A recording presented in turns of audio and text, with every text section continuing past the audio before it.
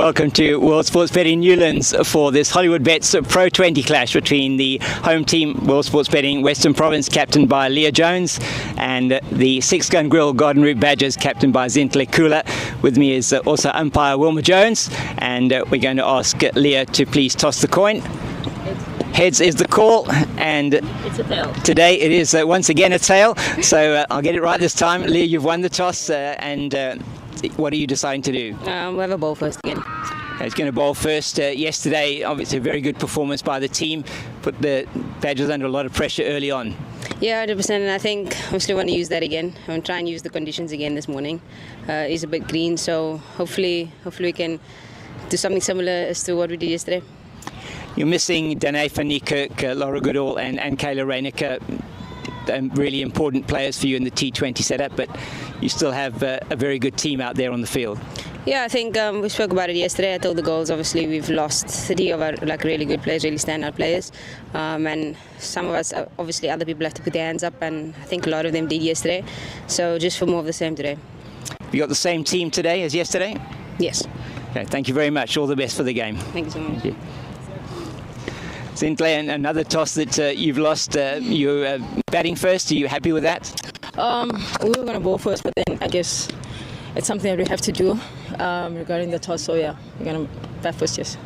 And yesterday, yeah, was it just a bad day at the office? And today's a new day, beautiful blue sky, and ready for the game today. Yeah, definitely was a bad day yesterday, but then yesterday is over. It's a new day today.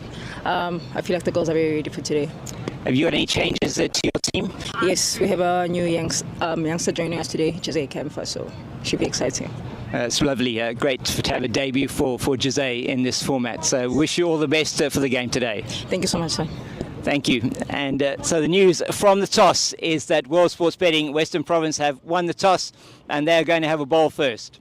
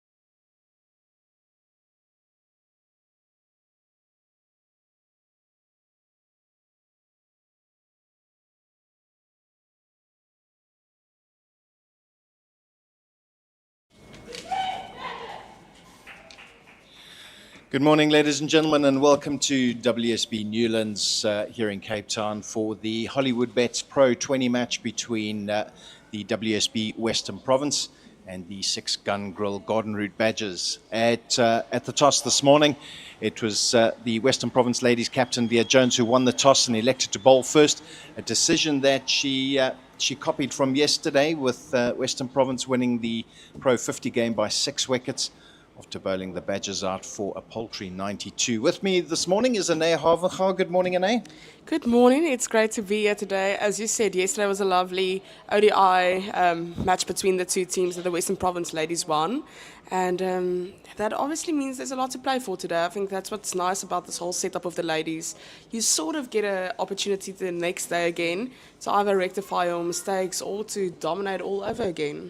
Yeah, and just some team news is that Western Province are unchanged from yesterday's lineup, with the Badgers making 2 changes, or 1 change with Nadine Moodley dropping out, and then we've got a full debut for the Badgers in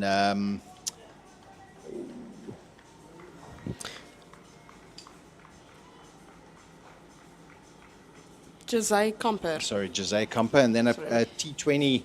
A Pro20 debut for the 14-year-old Mijan Buerta.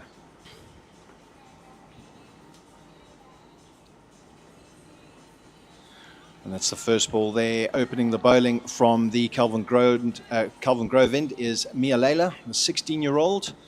And facing up is Giselle Abrams, and the prolific Julia Hole is at the non-strikers end. Oh, and how good has she been bowling yesterday? I mean, like, for a 16-year-old to bowl that well, take 4 wickets, it's incredible. Yeah, she had a fantastic spell bowling, all 10 overs on the trot yesterday. And funny enough, this morning on the field when we were having a look at the pitch, which is really unchanged from yesterday, being the way that the game ended early, there's certainly no gremlins on the pitch. There's a slight tinge of green on the wicket. But the one thing we noticed from yesterday is that you cannot bowl short on this. Oh, and that's beaten outside the off stump. That is a great delivery from Leila. But as we were saying, we were talking downstairs this morning, and we said that in the youth setup, is that the youth cannot bowl more than 6 overs on the trot. It's down to body development stuff and stress on the back and things like that. But that doesn't apply to professional women. And that is driven down to, off the outside edge, down to wide third position. And the Badgers are off the mark, as well as Abrams. It's 1 without loss. Yes, it was a great shot. I think Abrams finally got the ball away. That first few balls had a bit troubled. She didn't know exactly what to do with it. Great shot, but also great fielding. So just the 1 coming from it so far. And now for the last 2 balls of the over. Now, it's the one thing with the Badgers batting yesterday. They tended to give their wickets away far too often. It's short and wide and slapped through the cover region for 4. That was a great shot from Julia Hole, and her first ball, and she's off the mark with a boundary. Yes, as she said, you cannot bowl short, and that was exactly what was happening there. It was short and wide, and that's usually the ball that gets punished. And I mean, if you are a great batter, you're going to go for that any day of the week. Yeah, we noticed yesterday when anything that was short just sat up and was punished.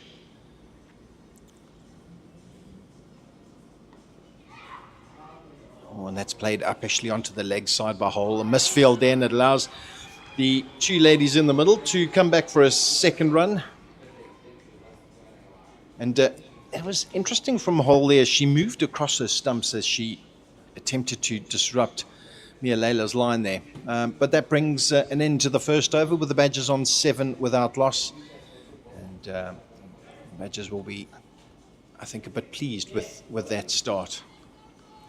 Yes, as you said, sometimes you lose your wickets very cheaply, and it's not necessary. Even though T20 is such a short format, if you look at it, it's still 120 balls. So if you use a few balls up to just settle yourself and see what the wicket has to offer, what the bowler has to offer, and that's what happened there. It was 3 dots, but then at the end of the day, the next 3 balls went for 7 runs. So yeah, it's well played. And we also see now that Tatum Leroux is coming into the attack, one of the bowlers that's been such a hero for the Western Province ladies over the years and has done some great duty on these grounds especially. So it's good to see Tatum back in the attack. Yeah, she bowled very well yesterday morning.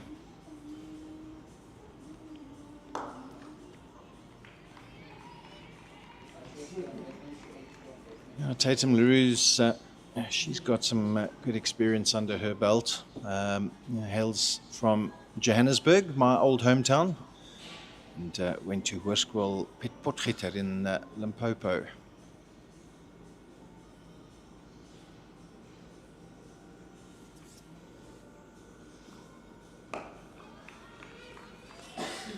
First 2 balls of the over going for dots.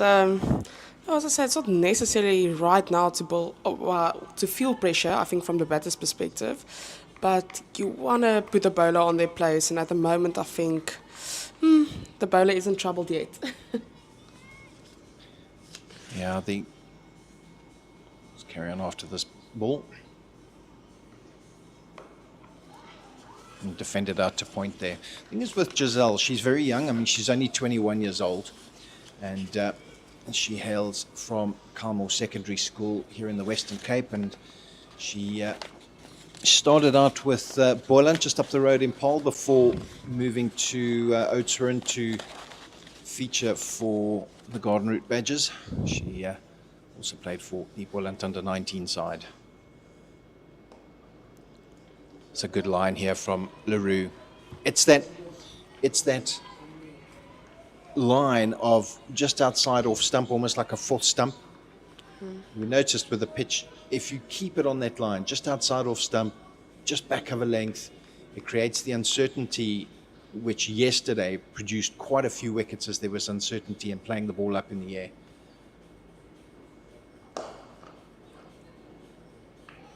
Sounded nice off the bat, but another dot ball as the pressure surely builds now. 5 dots in a row.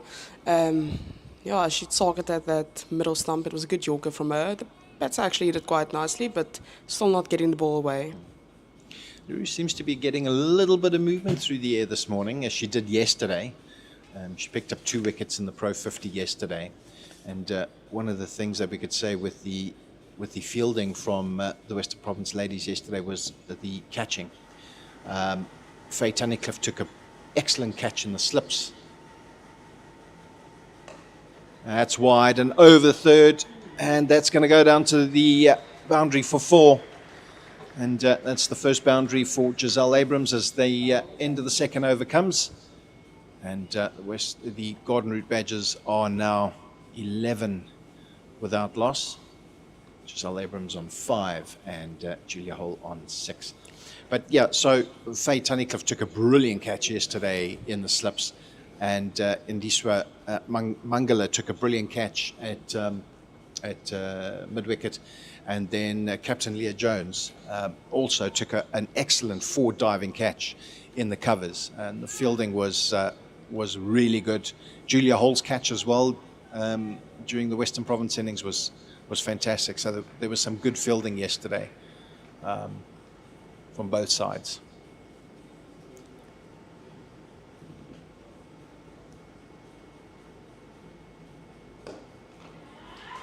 As there we see Hole moving across the stumps again, just as we praise the fielding. There's another little fumble there, and it allows Hole to come back for a second. There's an interesting tactic here from Hole. To Layla, she's moving across onto that off-stump line, exposing her leg stump.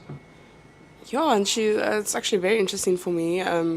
Clearly, it's maybe a tactic that they told her to use today. In fact, just looking at that last ball from Layla, is Hole is actually moving outside of off-stump. It's almost like she's enticing Layla to bowl onto the stumps to open up the leg side. Because I mean, if we look at the fielding, it's a 6-3 split. The only fielders that are on the leg side is a mid wicket and fine leg. That's driven up and fielded a mid off. They go through for a quick single, but Hole is quick off the mark and puts pressure on the fielder at mid off. But that was some good fielding there. Yes, I think if that was a direct hit, the batter would have been in trouble. Unfortunately, just missing the stumps there, and the bowler just couldn't rectify it by catching the ball and maybe then trying to stump it. But it was really good. It's defended out there by Abrams. But the one thing we've seen from the Badgers lineup, from the two openers this morning, is a completely different intent that they had yesterday. Yesterday they were lethargic. They weren't running the first run hard to look for the second. But this morning we've seen a completely different attitude from the two batters there. Hole moving across the stumps and just having a look. Looks like Abrams is struggling a bit there with a neck injury, maybe just a muscle that pulled the neck spasm. They're quickly getting the fissure out. The umpire said, let's just wait a few seconds. Obviously, one is never quite sure. I don't think it's too serious. It's maybe just the movement of the body or a jerk that pulled something there. But obviously, it's not ideal. You don't want the players to struggle. And we also see the log standing there. I mean, Western Province has been absolutely dominant this season. And for a few seasons, actually, they have won this cup before. And they've played 5, they've won 5. Next to them is the Lions. That's very similar to the setup last year. Lions was also last year second on the log. And the Badgers that they're playing today is 4th. They've only won the one game and they've lost 4. It's a big point difference. The Badgers currently on 4 points with the Western Province ladies on 23. So that favours the Western Province ladies today to know that on the statistics they are the better team, but with cricket anything can happen. The one thing that the Western Province ladies need to watch out for is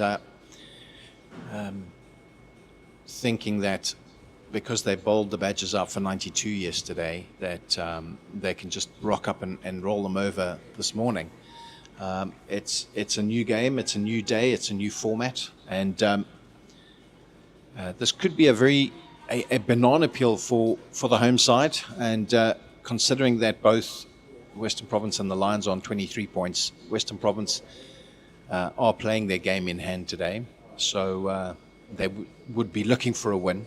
But a defeat really then brings the Lions back into contention to steal top spot. And that's edged. And that was just opened up by Abrams. Taking a big outside edge down to third for a single.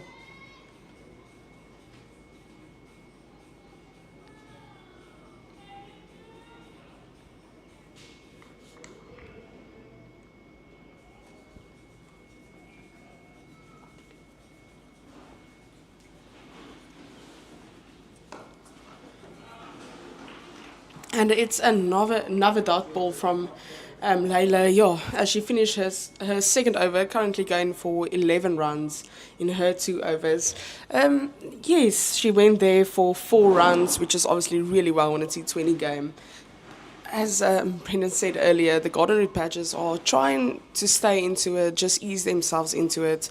And I said earlier, one must remember that there is 120 balls that one can use up. But in a T20 game, you don't want to make it more difficult later on than it should be. But we saw in the Men's Cricket World Cup this past day already, that even with some of the low-scoring games, Netherlands between Pakistan, the USA against India, low-scoring games can actually become quite tricky. So one shouldn't overestimate it oneself.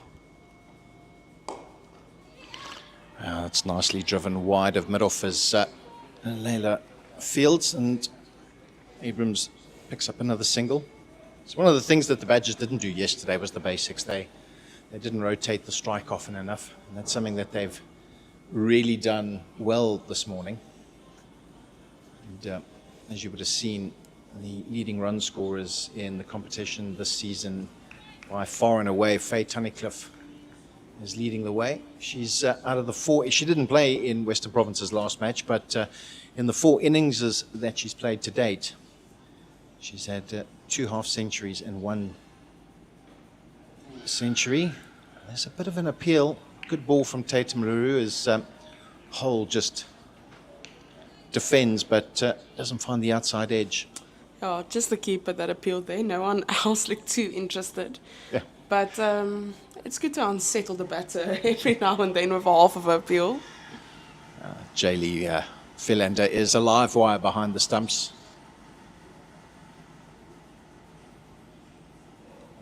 And beaten outside off stump again is Hole. And seems to be trying to do the same tactic to Leroux as she's doing with Layla, moving across her stumps, inviting the bowler to bowl more directly and hopefully opening up the leg side to pick up a boundary.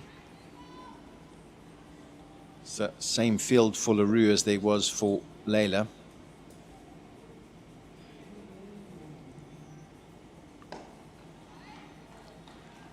The batter's moving quite a lot, but it's not as if she's getting it away, which I think is quite frustrating for her, and maybe I think the bowlers quite enjoy it, that even though she is moving and they are sticking to their plan, it's not as if she gets the ball away, which I think is quite a bit irritating for her. A lot of movement, but no real success at the moment.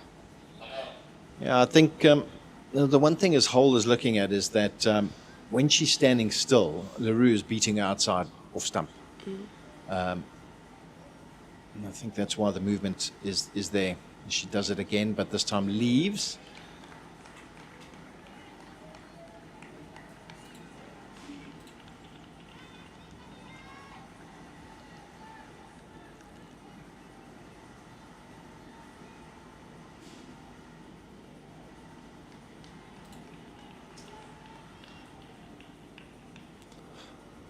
Tatum Leroux now with the final ball of the over. And she's going to have to bowl again. A pull away from the bowler, a stop from the batter. It was all happening there, and she will have to re-bowl that ball. So this will be the last ball of the over.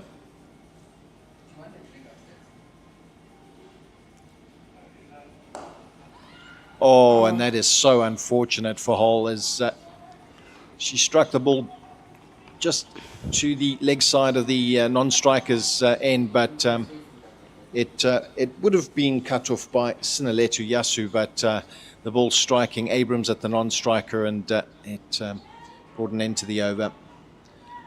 So there, and just looking at the top 5 run scorers, I mean, Faye Tunnicliffe is by far the leading run scorer over the Hollywoodbets Dolphins ladies, Alex Candler, who's some 77 runs behind and having played 2 more matches than Tunnicliffe.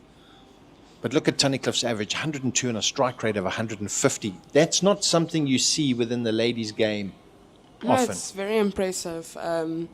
We know she got some game time at the end of last year for the Protea ladies again when Islands would, but I would definitely love to see her more in the setup, and I think she's definitely knocking on the door. But it's an honour to watch her today. I really think she's currently the best batter in domestic cricket for South Africa. There's a change in bowling as Delmarie Tucker's into the attack from the Kelvin Grove end. Oh, and immediately she beats Abrams outside that off stump. Interesting, though, that this is the 10th match between the two sides, and the Badgers have won just once in 9 attempts. And that is lofted down the ground by Abrams, and that is a 1-2 bounces and across the rope for 4. Some aggressive intent there from Abrams, but that was a lovely shot.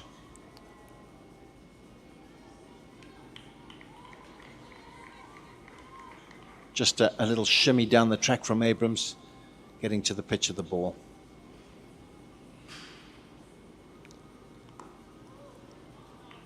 And another dot ball.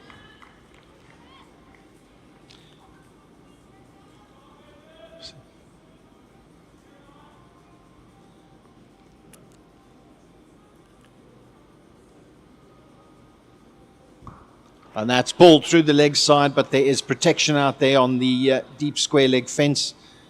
And they just pick up a single. Yes, it's always good to see Dalmi Tucker in the attack and batting and bowling. Dalmi's obviously been a wonderful player for the Proteas ladies. She had a few injuries which halted the career, but it's always good to see her in the domestic setup, working her way back.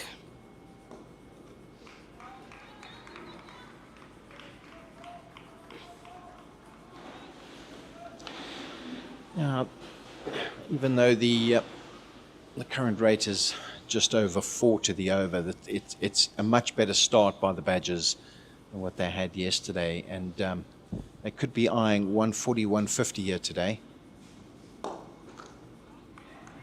It's defended off her own bowling. This hole also shimmies down the wicket. That's the end of the 5th over.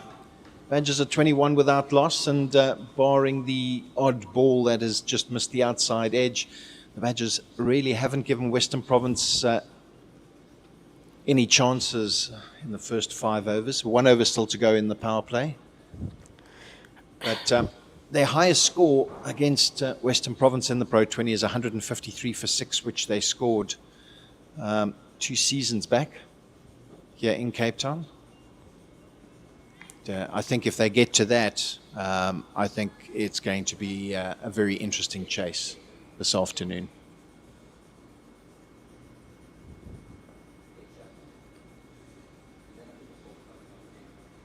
Oh, and that's a big swing and a miss there from Giselle Abrams. As the ball just moves away from her, from Tatum LaRue. Just looking at the top 5 wicket takers. The Badgers is captain, Zintle Kula, leading wicket taker with 10. And Western Province's Nasipo Vezi, who's not playing today, has taken 7. Oh, sorry, Nasipo Vezi is playing today. It's Sinaletu Yasu who's not in the side. And then the Lions pair, Faye Cowling and Rasiba Ntozake, is finishing off the top 5. I think Tatum will be very happy with all the dot balls, but I also think from Western Province perspective, it would be great to get a wicket or 2.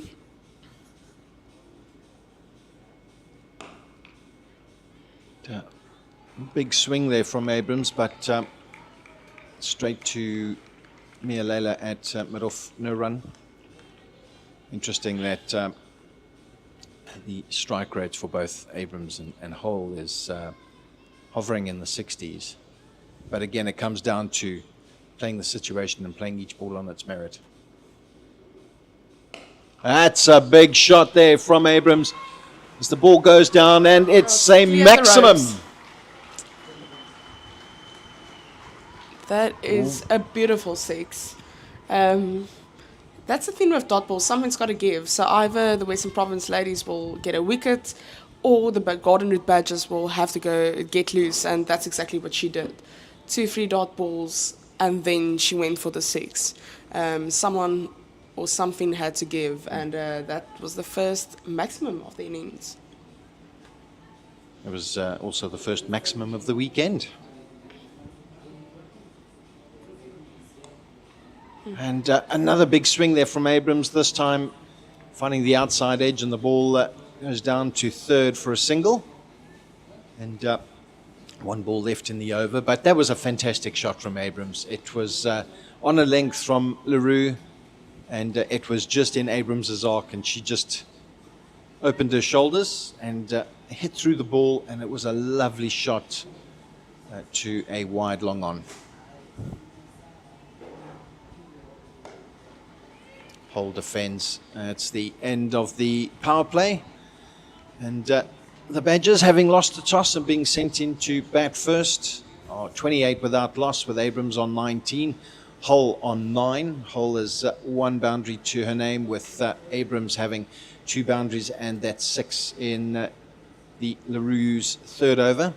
LaRue has bowled 3 overs for 12, with Mia Leila 2 overs for 11, and Delmarie Tucker's only over came with just 5 runs, a boundary and a single. And Dalmi will now be back in the attack. Yeah, I think it's a good choice.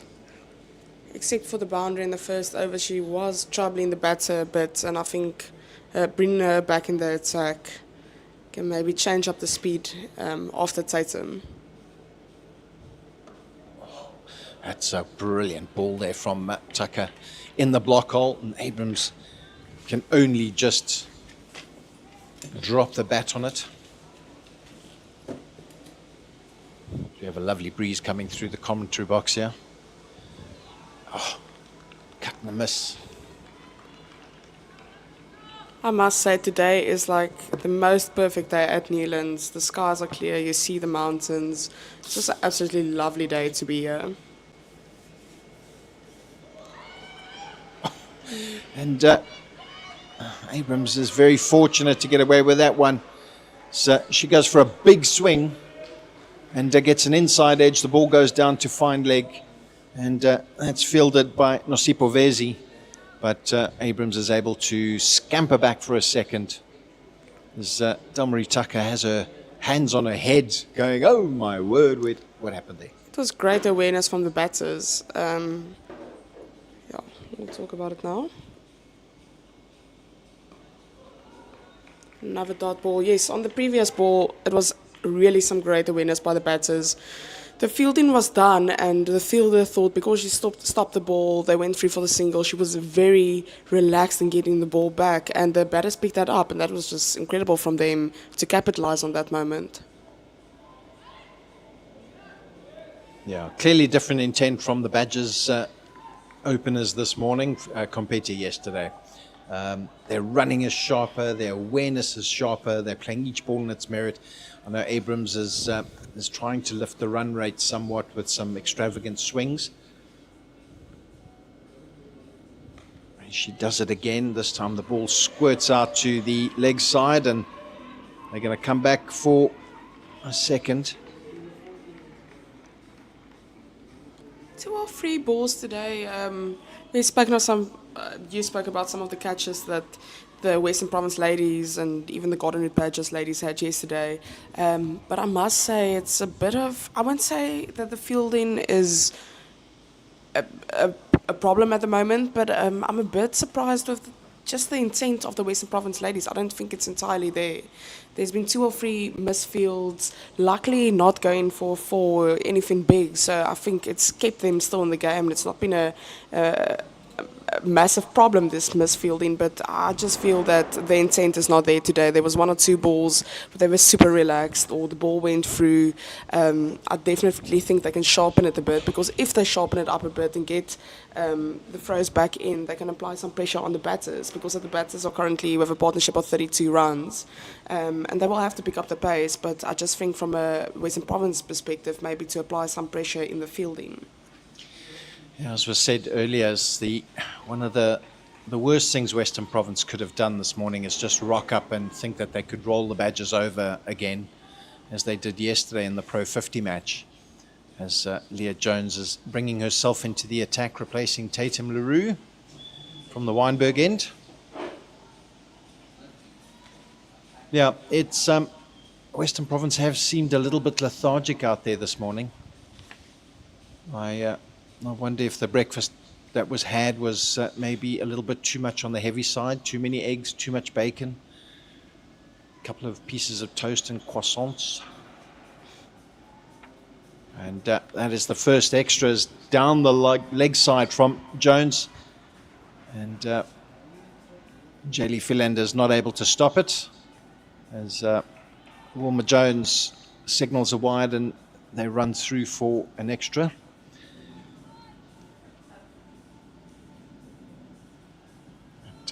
Takes the score now to 34 without loss, and the 8th over is yet to begin.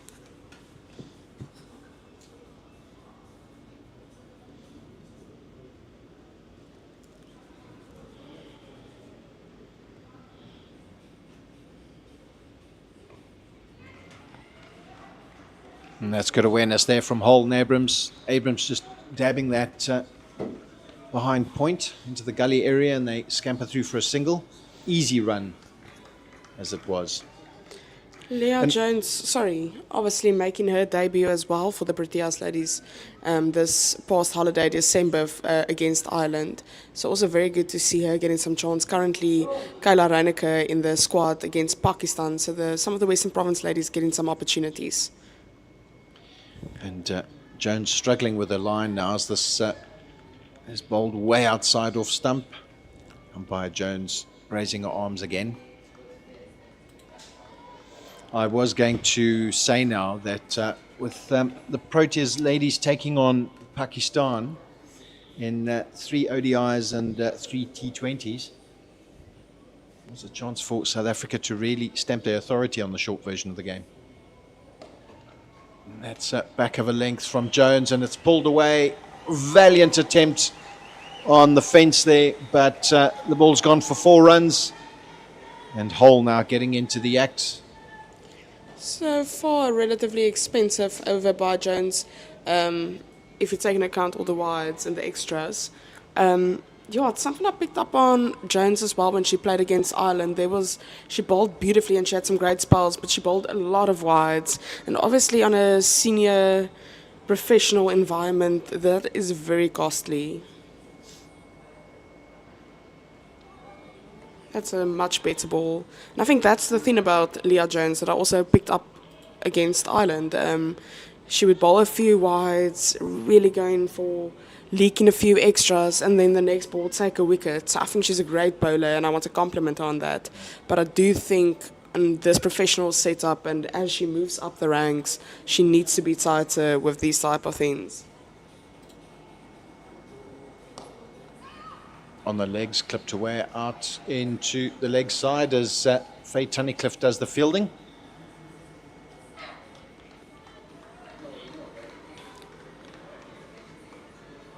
We saw with that previous misfield that went for a 4. It wasn't a misfield, it was a great attempt by Faye. But Faye was so hard on herself for missing that and letting it go for 4. But that's just the work ethic of Faye. We know she's an incredible athlete. She spends most of her day running, being in the gym, practicing her craft. So I understand why someone like her would be frustrated for making a mistake. Oh, and another errant ball from Leah Jones. And here's trouble. Here's trouble. And Giselle Abrams is going to be run out at the non-striker's end. A wide from Leah Jones, and it was not taken cleanly by Jaylee Philander. And Hole, as they've been doing this morning, scampered through for the single, but Abrams just did not respond, and she was still stranded. Philander collected the ball, quickly threw it down to Jones at the non-striker's end, and just plonked the bails off. And the Badgers have lost their first wicket with Giselle Abrams gone for 24. And the score now 41-1. I think there's nothing worse losing your wicket than away like it just happened. I mean, the bowler bowled wide. They didn't need to do anything. I mean, that's when players take wickets with full tosses, etc. It's usually every now and then you can bowl the worst ball possible and then get the best wicket ever. And that's exactly what happened there. There was no reason to go for that run. The communication was clearly off. If the intent was from both batters with the same, but it was just a terrible run out, and I don't think it was necessary at all. The ball being so wide, the keeper being in trouble there at the back. That's a terrible way to lose your wicket if you've really done so well to bowl the partnership. Yeah, and they always say, don't run on a misfield. But Palesa Mapu is the new batter at the crease. And Mapu will more than likely take the gloves when the Badgers field, as Mudley was left out of today's game. But the 25-year-old from Johannesburg, who's represented the Lions under 19 and SA emerging side, as well as the Lions, is now playing for the Southwestern District's Garden Route Badgers.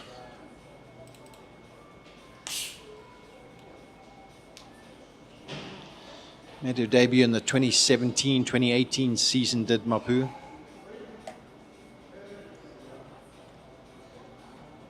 And Hall and will really need to make up for that error, running out her partner.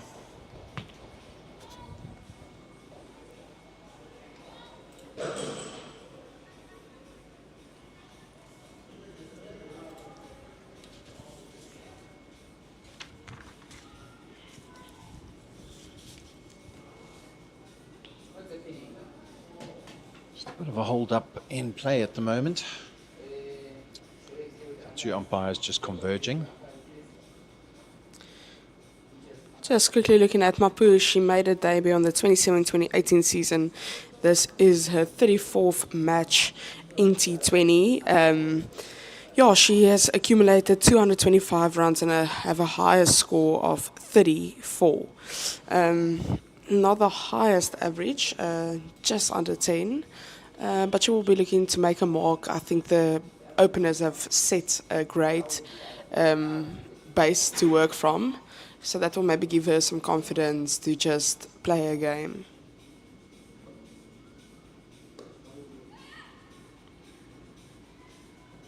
Much straighter ball there from Jones. And Hole just fends that off onto the leg side and goes through for a single.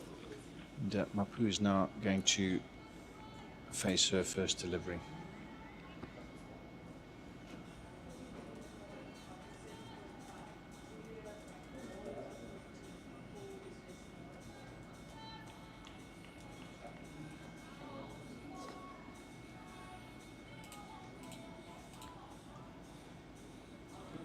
And another wide there from Jones.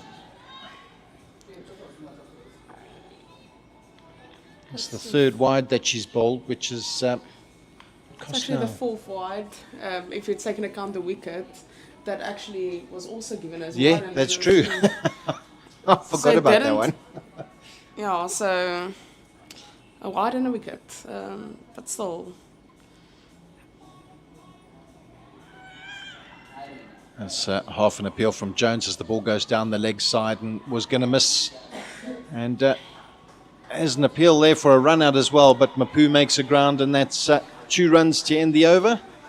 Mapu's off the mark, and the bench is 46 for 1 after 8. So Renee, just looking at the Proteas ladies squad for the T20 series against Pakistan, which starts on Tuesday. Some interesting selections as Western Province's Nadine de Klerk. Nice to see her back in the folds. And obviously the Badgers is Annerie Dirksen.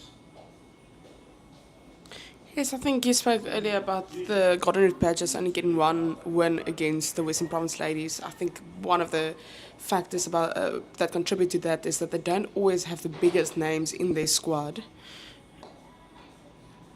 So now they will scamper through for the second, just moving the ball away. Yeah, so Annerie Dirksen is one of the bigger players, also a very relatively young player still, but Annerie plays some cricket for the Golden Root Badgers, and yeah, it's a big name to have in your team, but unfortunately she's away quite often with the Protea ladies.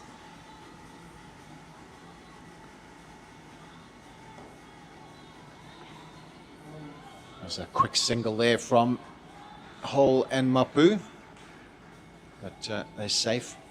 Now, Western Province do have quite a large contingent of players in the squad, with obviously there's Nadine de Klerk, there's Morazan Cup, there is Kayla Reinicke and Danae van Niekerk as well. Something like that often, even though you might have Attempting the reverse sweep. And then let's not forget that Faye Tunnicliffe is also in the ODI squad. Chatting to the Western Province coaching staff this morning as we watch Tucker. So down the wicket from Hole. Didn't quite time the ball, and it's just a single down to long on. But they were saying, you know, with losing Tunnicliffe to the Proteas ODI side or squad for the 3-match series against Pakistan,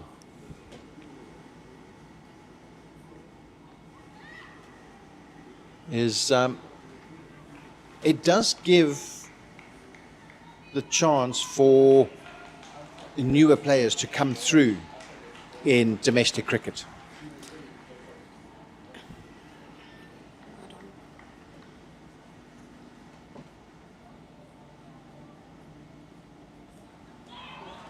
That's Another reverse sweep, and it goes for 4. She attempted the shot a bit earlier, 2 balls ago, and didn't quite work, but she was very adamant to try it again, and this time it paid off. And yes, it's just something I want to add to what you said. I think something that I see in the women's game, and it's because it's still a growing sport and it's not of young ladies don't play the game. So the pool is much smaller than with the men's game. But something we see with the ladies is that a lot of younger girls get the opportunity to play for the professional side. And as you said now, Faye is still relatively young, but now that she's playing for the Protea ladies, it opens it up for some of these other ladies to make their debut. And a lot of them, as we said earlier, of the Garden Badgers, Western Province ladies are 14, 16, 18. And to be in a professional setup that young, just easing yourself in, I think it's wonderful.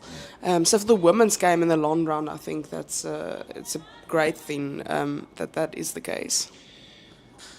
Leah Jones makes way for Nasipa Vezi.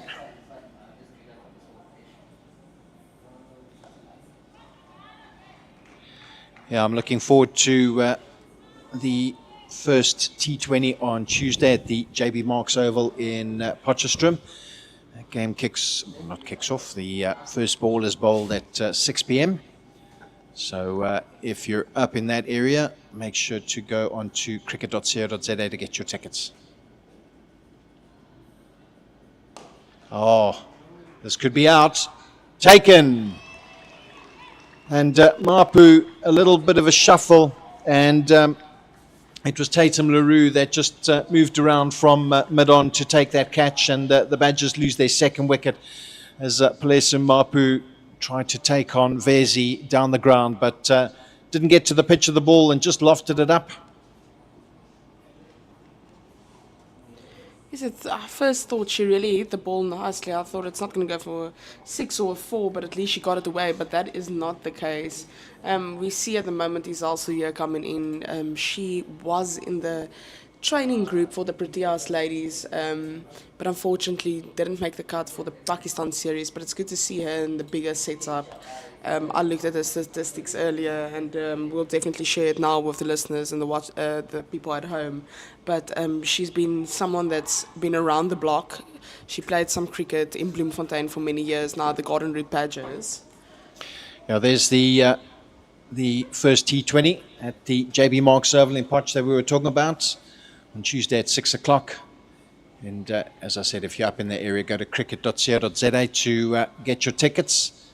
Otherwise, you can catch it on broadcast if you're in Cape Town or Abeja or Durban or East London or even in the beautiful Karoo town of Oudtshoorn.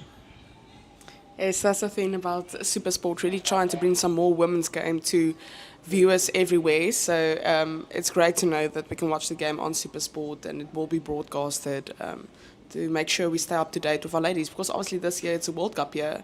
Our T20 players are going to go in England to proudly represent our country. So it's really good to see what we can do in this build-up as a squad. And Zal Salia is going to face up to Nasipa Vezi. Vezi actually picked up a wicket with her first ball yesterday.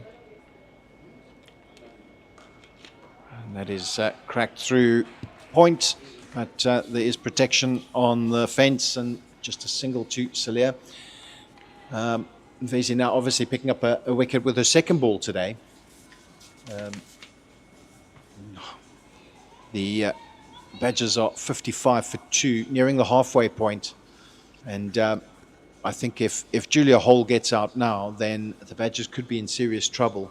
But if Hall can stay there, then they could probably push 130, 140, if not.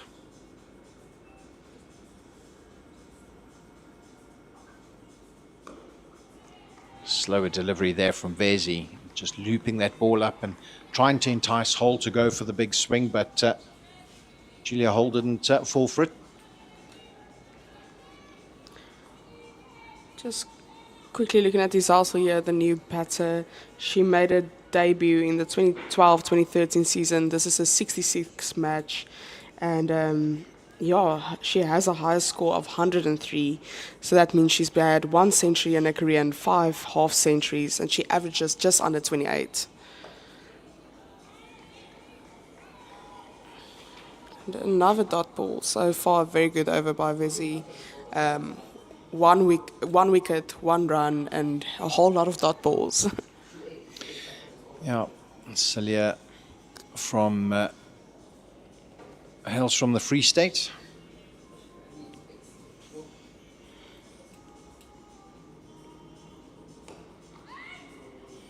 Bit of an unorthodox ball there from Vezi, but she's lucky that Hall wasn't able to whip that through the mid-wicket region, and that brings her into the over. That's the halfway stage. There's the T20 international squad. As we know, Laura Volfard, who's had a fantastic international season, is going to captain the side, and includes the likes of Tasman Brits and Nadine de Klerk, Annerie Dirksen, that we just mentioned from the Badgers, Zayanda Khlubi, Senala Jafta, and the wonderful all-rounder of Marizan Cup, and Ayabonga Kaka, Masibata Klaas, Sunelus, Karabo Meso, and don't forget the spin of Nonkululeko Mklaba. And there's Kayla Reinecker, who will be making her debut, Chloe Tran, and then, of course, Danae Funnikak. It's another change in the bowling as Gemma Buerta replaces Delmarie Tucker from the Kelvin Grove end. And she's going to be coming around the wicket as she did yesterday, although yesterday she did bowl from the Weinberg end, did pick up 3 wickets. And, she'll be hoping that she can be as successful today.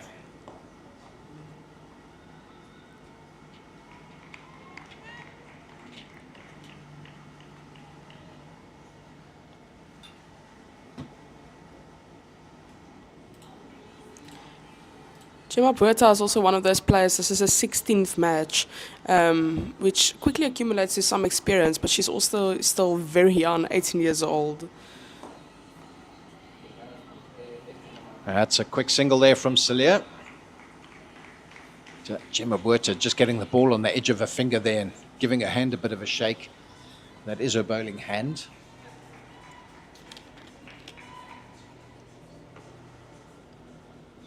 Well, it really is a lovely day here at Newlands.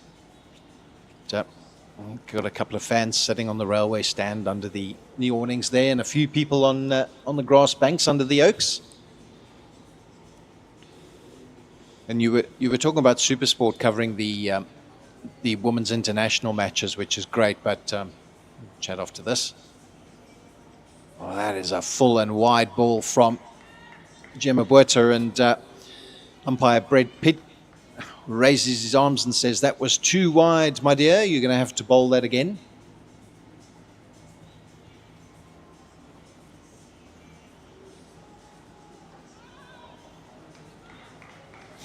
But as we were saying, you know, chatting with the Rhino yesterday, Jeremy Fredericks, and paid compliments to Hollywoodbets for their sponsorship of women's cricket in the Pro20 and the Pro20.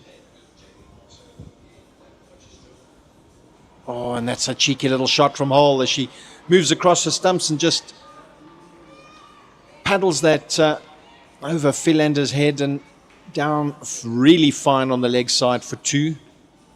A really innovative shot there. That was a great shot.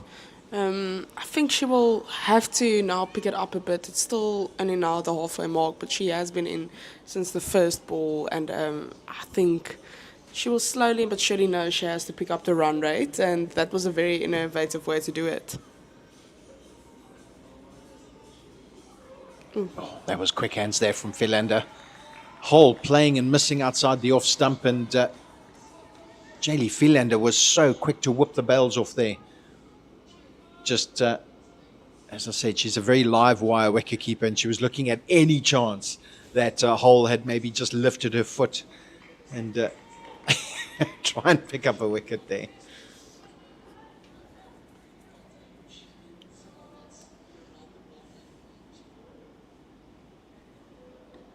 Oh, and that's edge that could be out. Hang on. That was a great ball from Gemma Buerta as Julia Hole came down the track and tried to play the ball through the leg side, but got a leading edge and was caught in the covers. Kelsey Adams got it there, secured the catch. And the Western Province ladies obviously celebrating, like, extremely happy. They got a big wicket of Julia Hole. She's been in since the first ball. I just mentioned it, and she needed to pick up the pace a bit. I can promise you, she didn't think the ball was going in that direction, but she got the bowler got the leading edge, and it was caught. So that means it brings a new batter onto the field, and that would be with Nicoline Jansen van Rensburg, someone that can also hit an incredible shot. She likes to go for some big shots. She is a power hitter. Relatively new to the Golden Root Badgers setup, only moved to this team a season or two ago. She's also someone with a lot of experience, a young gun that can bring some new energy into this team. And she has been now around with this team for a year or two, and she's been doing a great job. So she and Izalso here will now have to rebuild the innings. It's a difficult stage, I think, always in the middle period to come in a T20, because it's not yet at the back end where your intention is to go for the big shots and try to hit sixes.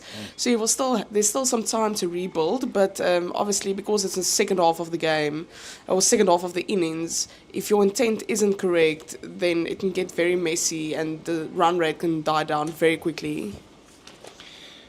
Yeah, Nicoline Jansen van Rensburg really played well yesterday for the Badgers. She top scored with 36 and really tried to hold the innings together with the 14-year-old Mijan Buerta after they were 37 for 8.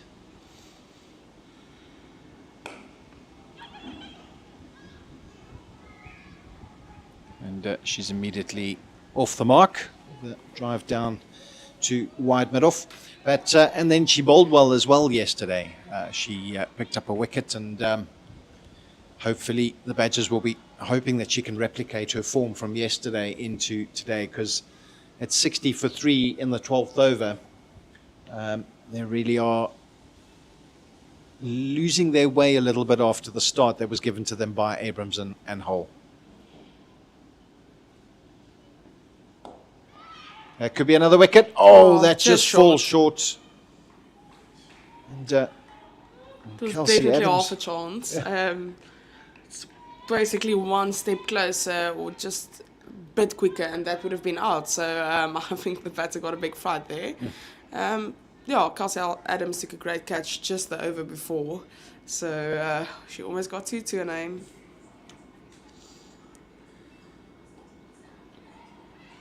It was wide there from Nasipo Vezi, and Jansen van Rensburg trying to lap that from way outside off stump onto the leg side. But it was Gemma Buerta who quickly came up from short fine leg and fielded the ball and kept the score just to a single.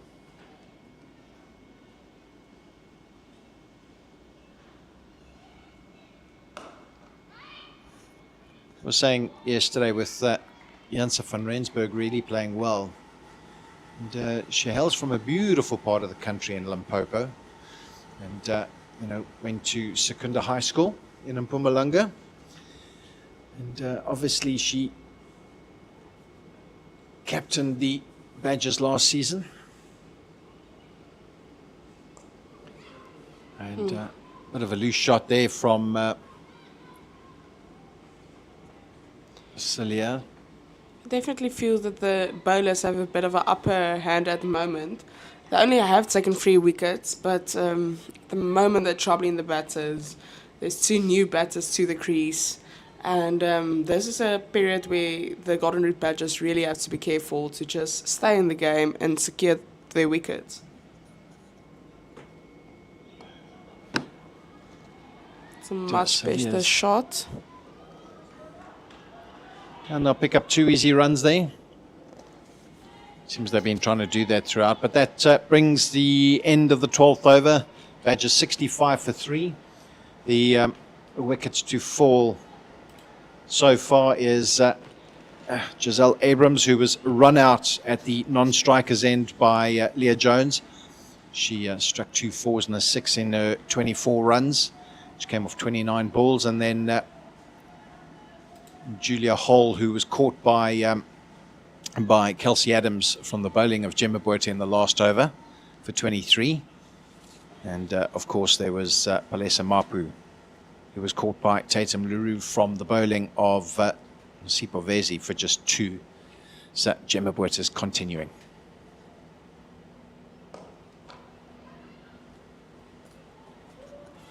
Oh, and that is a poor misfield there from Mia Le. Is that trying to see who that was down on the I think it's mid-on? Tatum Leroux. No, it's yeah, it is Tatum Leroux. That was a poor misfield. Yeah, I think someone like her that's in a great field, a great bowler, and has really contributed to that team. That hurts. You don't want to leak runs that way. Never mind if you're bowling. That was a real freebie from Leroux there. A bit dangerous at times, but it looks like the Golden Root Badgers, the 2 batters at the moment at the crease, are really understanding each other well, running well between the wickets, communicating really well. Even here from the commentating section, we can hear how they scream and communicate. And another dot ball. Yeah, I think communication is key. I know it's a cliche thing to say, but I sometimes think in a lot of sports players are too quiet, and you can see they're communicating well, going for the runs. Nice little lap there from Celia. That was well kept by Delmarie Tucker, just down to a single.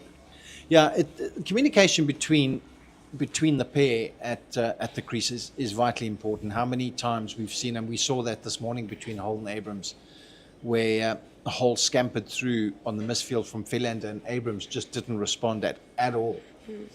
So you are right. Communication is absolutely key.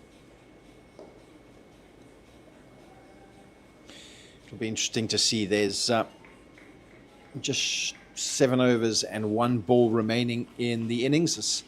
So with 43 balls left and a run a ball, that's going to take them on to 115. But I'm thinking that they probably want to look closer to 130, 140.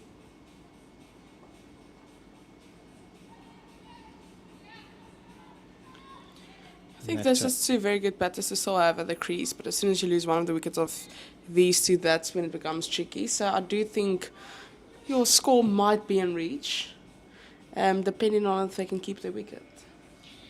Yeah, I mean, their current rate of 5.6 with 7 overs to go. They're going to need to go at 7s if they want to reach that the 130, 140 mark. And again, if they do keep their wickets in hand, it is possible.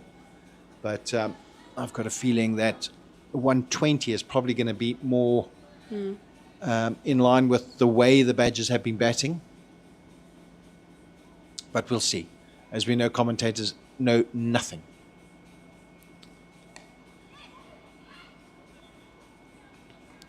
Quick single.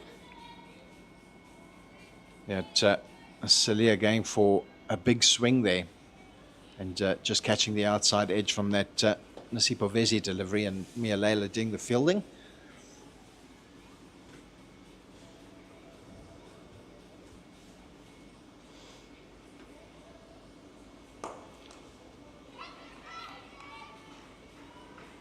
Great running.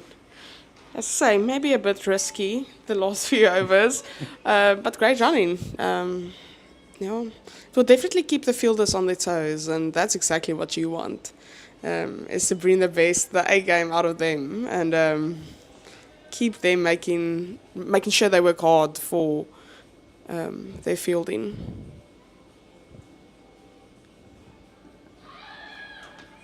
So And struck outside the line there from Vezi. So Celia looked to paddle that around the corner.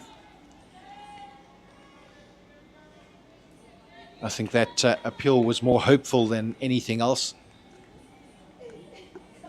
We're just exercising her vocal cords.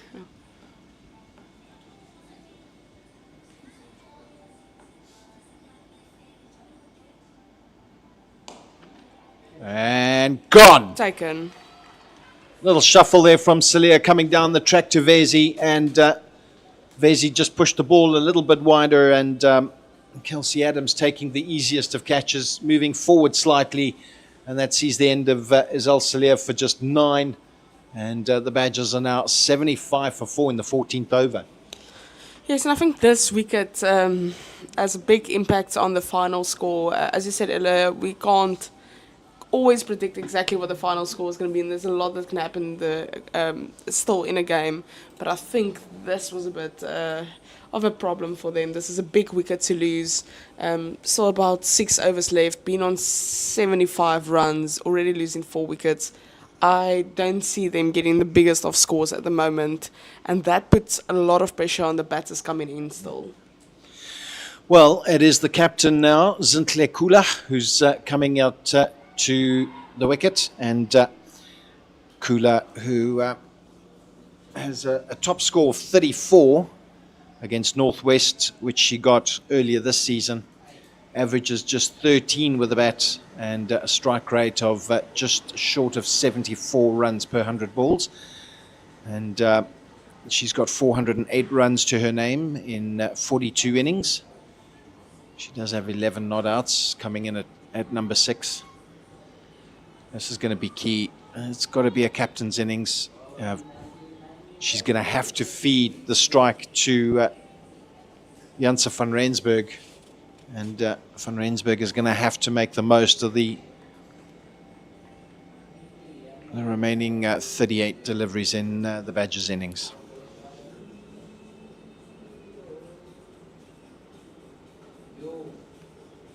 Sort of beaten outside the off stump there.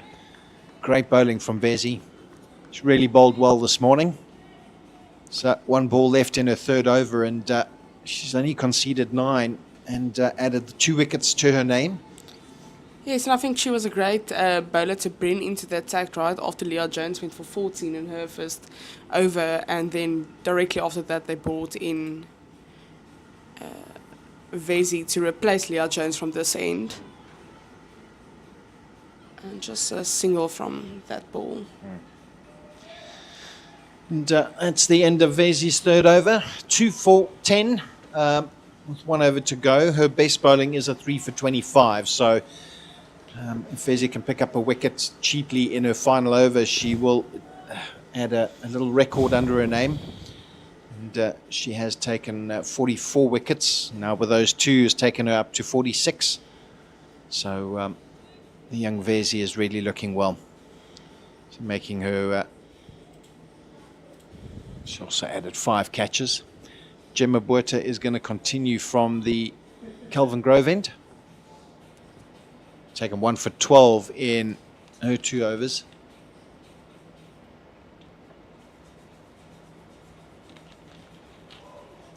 Slightly down the leg side from Botha. Just looking at the field for Botha, there is a short 3rd point cover, extra cover, mid-off, mid-on. And there's a mid-wicket on the fence. There's a deep backward square leg, and then a short fine leg. Oh, that's a great throw from Gemma Botha. And Kula, who played the ball onto the leg side, was struggling, and Botha picked up, threw down the stumps at the non-striker's end, and the Badgers captain is gone for just a single. And the Badgers now 76 what for a 5. throw. The whole wicket fully removed from the ground. I just saw it fly in, and I think as I saw that fly, I knew, like, that's out. That's a clear throw as we watch the replay.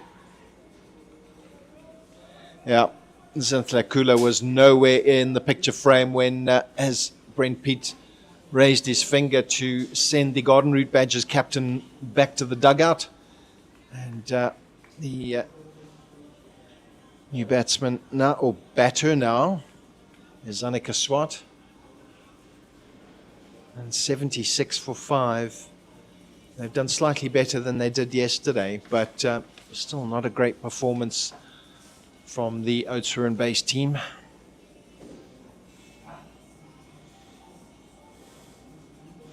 Just quickly looking at Annika Swart, she made a debut in 2021, 2022. This is her 32nd match.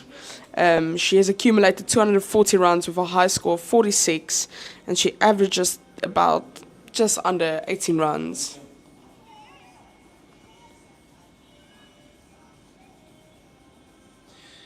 So that's the second run out of the Badgers innings so far. And, the first one was really unnecessary, and I think Kula was just trying to rotate the strike. There's another quick single. So Swart is off the mark. That was good calling there from Nicoline Janse van Rensburg. It's calling Swart through for that single, and she was home as the ball went to Gemma Botha at the non-striker's end. But Swart was quite safe.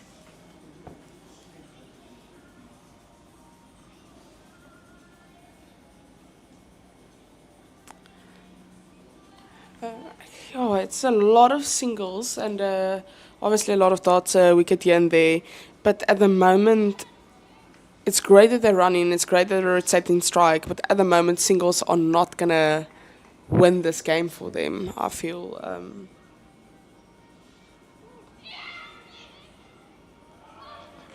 There's been 48 dot balls in the 15 overs bowled so far, as the end of the 15th over sees the Badgers on 79 for 5, with Abrams top scoring on 24. Hull was out for 23, and then Janse van Rensburg's currently on 11. Those are the only 3 to reach double figures so far. Yeah, as I said, they are trying to go for that singles, but at the moment, especially because it's a T20 game, there has to be fours, there has to be boundaries, there has to be sixes. Boundaries need to happen every now and then with a bad delivery in and over. Otherwise, you're running yourself out of this competition. That's much better. That was a lovely shot from Janse van Rensburg. And Leslie pitched this up wide, and Janse van Rensburg just cracked it down the ground past middle for 4.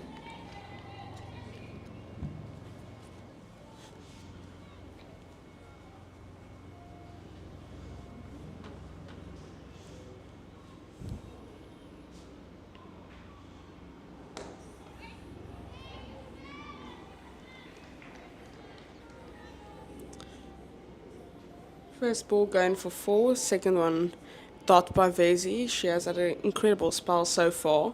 So just making sure that she gets the dot and follow up the boundary with a great ball.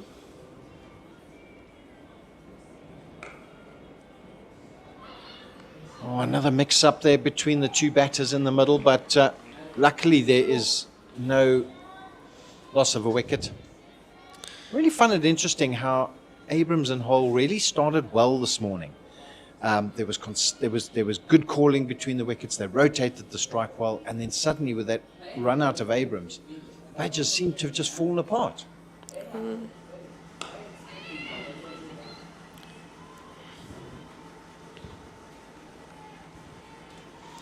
I think that's the thing. If you lose a wicket like that, even though it shouldn't affect the rest of the team, I do think the Western Province ladies have been good. I think they've bowled well. I think their fielding has been relatively good at times, definitely. But I don't think the Western Province ladies have been exceptional thus far. It's, as you said, the Garden Route Badgers that just fell apart eventually.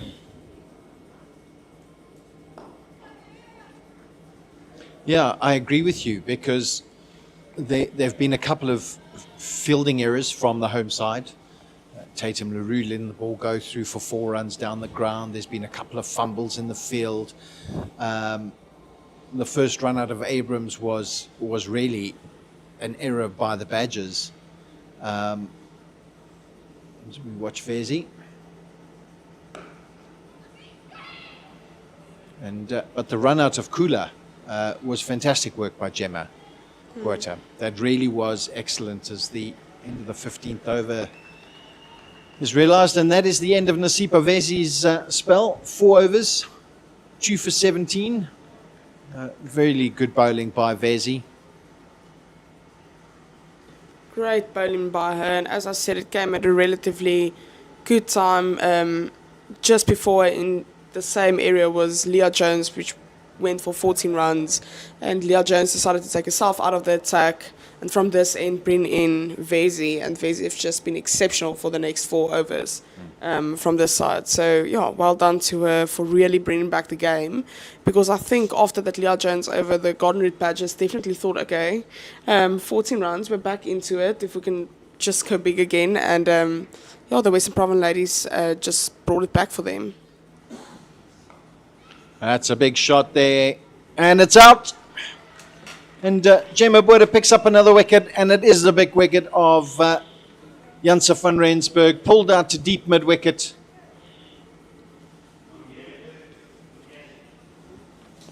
Try to go for the big shot. As we move now in the last 4 overs, she had to go for the big shot.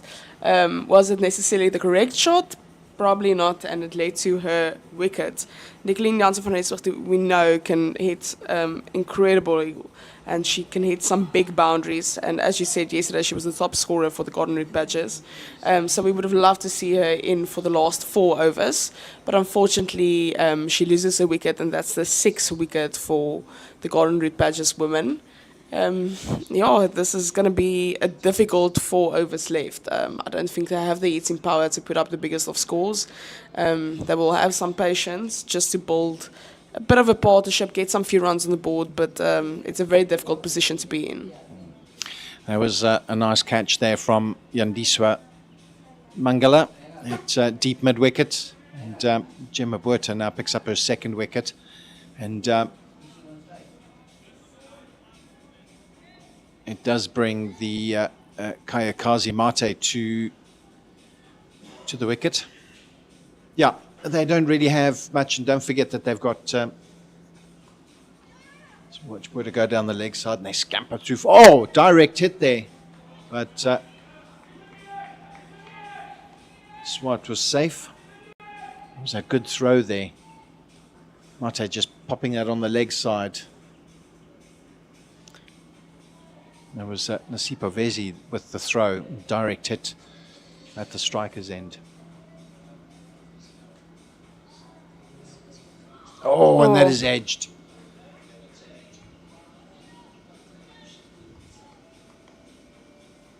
Lucky there for Swart. But as you were saying, and they don't have, because you've got Kampfer who's coming in, who is making her debut. You've got Mijan Botha, who's making her T20 debut, and then you've just got Kiara Fisher left.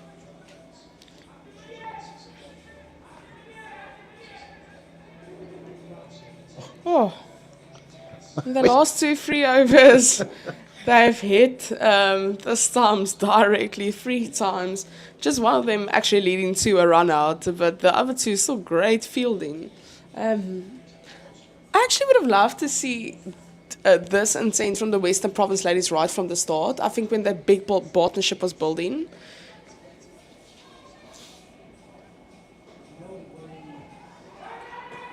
And there's going to be a 2nd run there for an overthrow. Gemma Botha wasn't able to pick up the ball.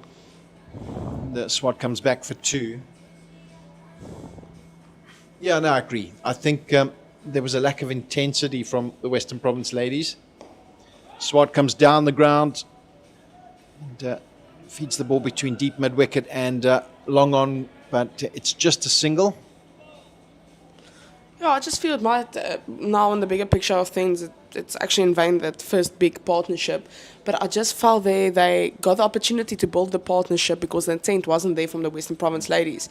I would almost say, the second half of the game, the intent from the Western Province ladies just moved up a bit, and that was what led to this 6 wickets. Maybe the first wicket that fell, that first run out, that was just very unfortunate. But for the rest, it was really very good fielding, more intent of getting to the ball, throwing it at the stumps, putting batters under pressure.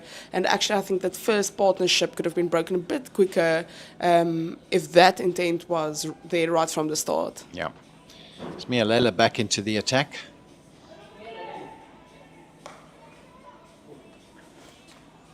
So Leila starting a third over. There's 3 overs left in the innings. It's 93 for 6, and with Leila will bowl 2 from the Weinberg end, and Tatum LaRue will more than likely bowl the other from the Kelvin Grove end, as Leah Jones using her 2 strike bowlers to finish off the innings. Batter just moved away.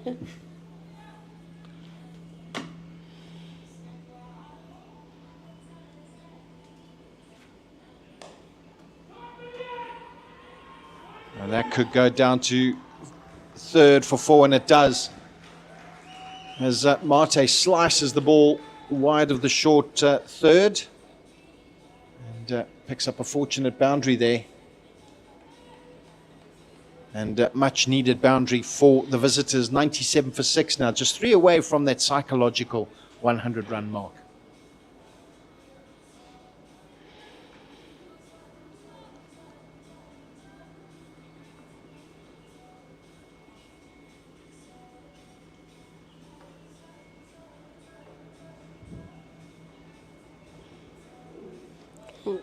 Swing and a miss.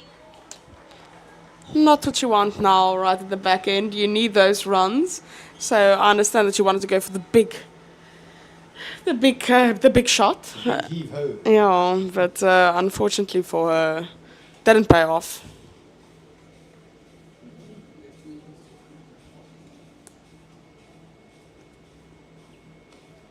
Mate moves across her stumps, pulls that onto the leg side, and it trickles down to the backward square leg fence for 4.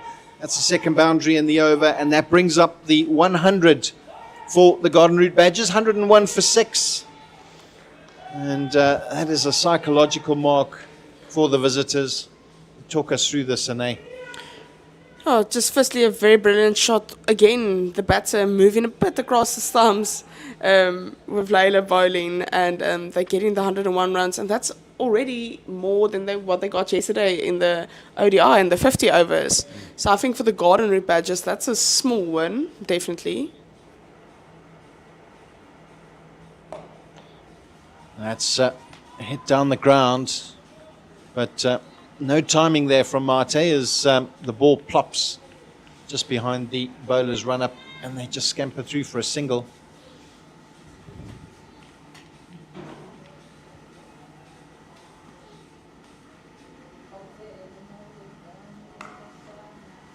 Low full toss there from Leila. It's just driven out to the sweeper on the fence.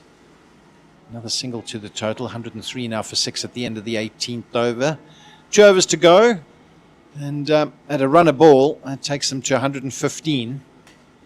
I'm sure they'll be pushing for that 120 run mark. You know, it's that psychological edge. If they can get to 120 or 119 and call the chase at a runner ball, and if within the power play or within the first couple of overs, if the Badgers bowlers can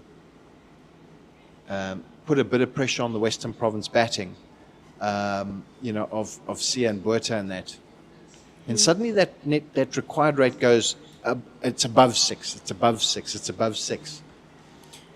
Yeah, and I think something that I said earlier that I want to just add to what you said is I think we've gotten used to big scores in T20s, but when yesterday with the Men's World Cup, India had a big last few overs that gave them a big score, etc. But it's actually been so far two relatively Sorry, let's just look at this ball quickly. It will just be the single. Yeah, just between, as I said, Netherlands, Pakistan, and then the USA against India. It was actually two relatively low-scoring games, those ones especially. And it was a very entertaining game.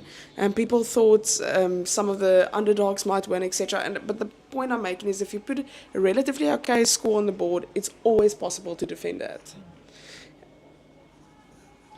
Yeah, you talk about the winners, the Netherlands pushing Pakistan all the way yesterday. And as I said, they got 147 for T20 game. That's not the biggest of scores. It's down the ground from Mate, and she hits it towards long on, but the ball falling just short of, it looks like a Luchlesio.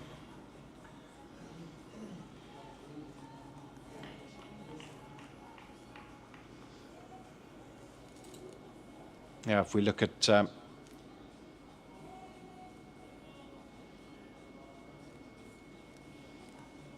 match this morning where Afghanistan made 182 for 6 and New Zealand winning with 13 balls to spare, winning by 5 wickets, but still, you know, Afghanistan 182 against New Zealand.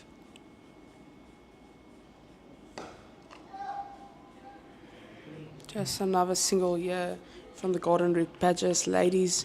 Yeah, just looking quickly at this Afghanistan-New Zealand game, I think always before a World Cup, people look at what India can do and how Australia's squad is looking. But New Zealand always manages to do well in a World Cup. And Afghanistan put up an extremely good score against them. Oh, bold! Oh. And Mate moved across her stumps to try and flick the ball through the leg side. And Tatum just bowled it directly at the stumps and said, "You miss, I hit." And indeed she did. Off stump gone. And LaRue picks up her first wicket of the day. And it's 106 for 7. It was actually a really good ball by Tatum, and it was really good wickets, but it was really interesting to see how she barely celebrated. I think most of the team was just like, okay, you did your duty. Yeah. None of them really celebrated, a few high fives here and there, and Tatum LaRue just walked back to a mark. Wrapping things up here at the end of the innings, I think that's what's expected from you as bowler coming in the last few overs to just wrap it up neatly. So I think she just felt like she did her duty. Yep. So Kayakazi Mate was the way she moved across the stumps there, and it really was a full ball, and just missed it, and saw her off stump go being disturbed. Anyway, new batter at the crease is Kiara Fisher.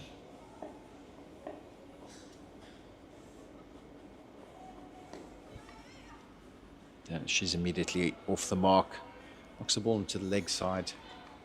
But interesting game coming up in 10 minutes is England taking on the mighty Nepal. Yes, I think that's the fun thing about a World Cup. I feel like anything can happen.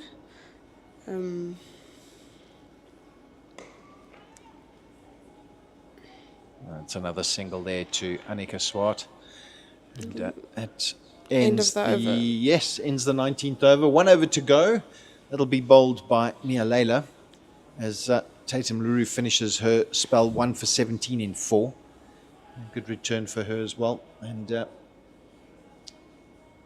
Golden Route Badgers now 108 for 7. And they'll be looking... I doubt that they can get to 120, 12 off the over, although anything is possible. But I think they'll be looking at around about 113 to 115 maybe. But again, as I say, commentators know nothing. They always prove us wrong.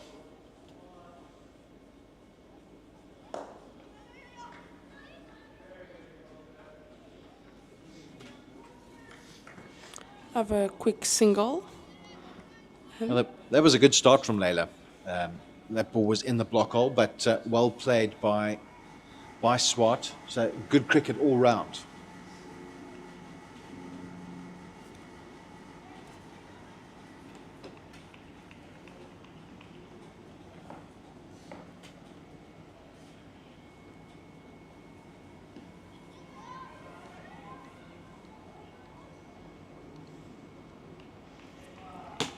Great running again.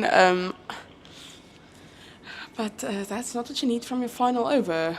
They really need another 4 or 6. A boundary would really help them. It's down the ground by Swart, down the pitch, pulls that out to the leg side and running back for the second. Takes the score to 112 with 3 balls remaining in the innings. But just going back to the men's T20 World Cup and the match this afternoon, which I'm looking forward to, is Sri Lanka against Ireland.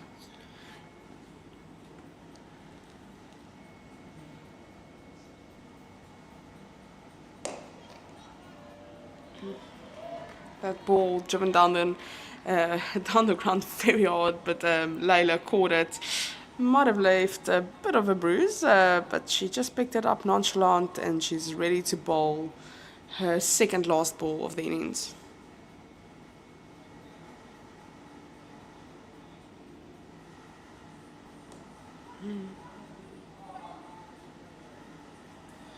Yeah, I really think I really think Ireland could put one over on Sri Lanka. But then again, you never know with the Sri Lankans. They can rock up, put 220 on the board, and bowl Ireland out quickly, or they could chase 110 and get bowled out for 105.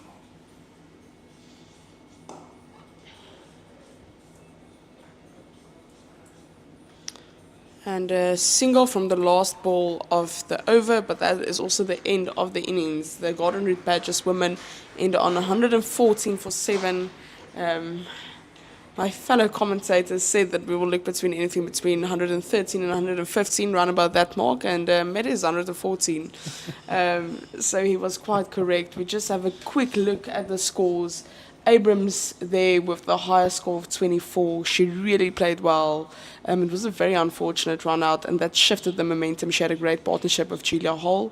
Yes, then they lost a few quick wickets. There was a small partnership between Isal Silje and Nicoline Janssen van Rensburg, which brought them back a bit. But yeah, they kept losing wickets throughout their innings, and then right here, the back end, Annika Swartz made a valuable 15 runs and Marta a valuable 12 runs. But at the end of the day, it is the Western Province ladies that bowled extremely well. The standout bowler being Vezi with her 2 wickets and for 17 runs in her 4 overs, just going over 4 runs and over. And then also Gemma Boothal picking up 2 wickets.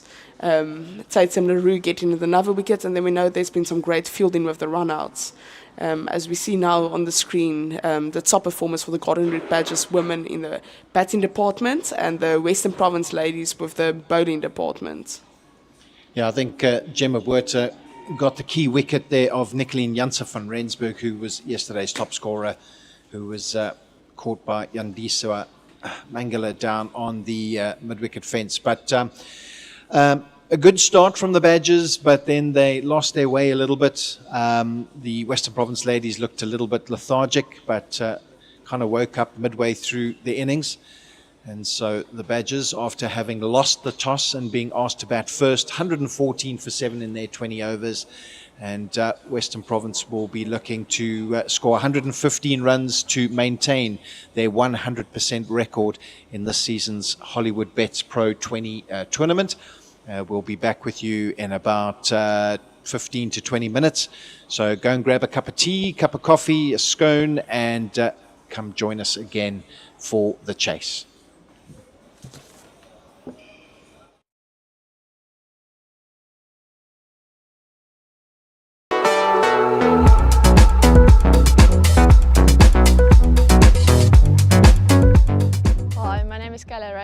Former under-19 captain, currently playing for Western Province, and yeah, I'm an all-rounder. I would say I'm quite a fury.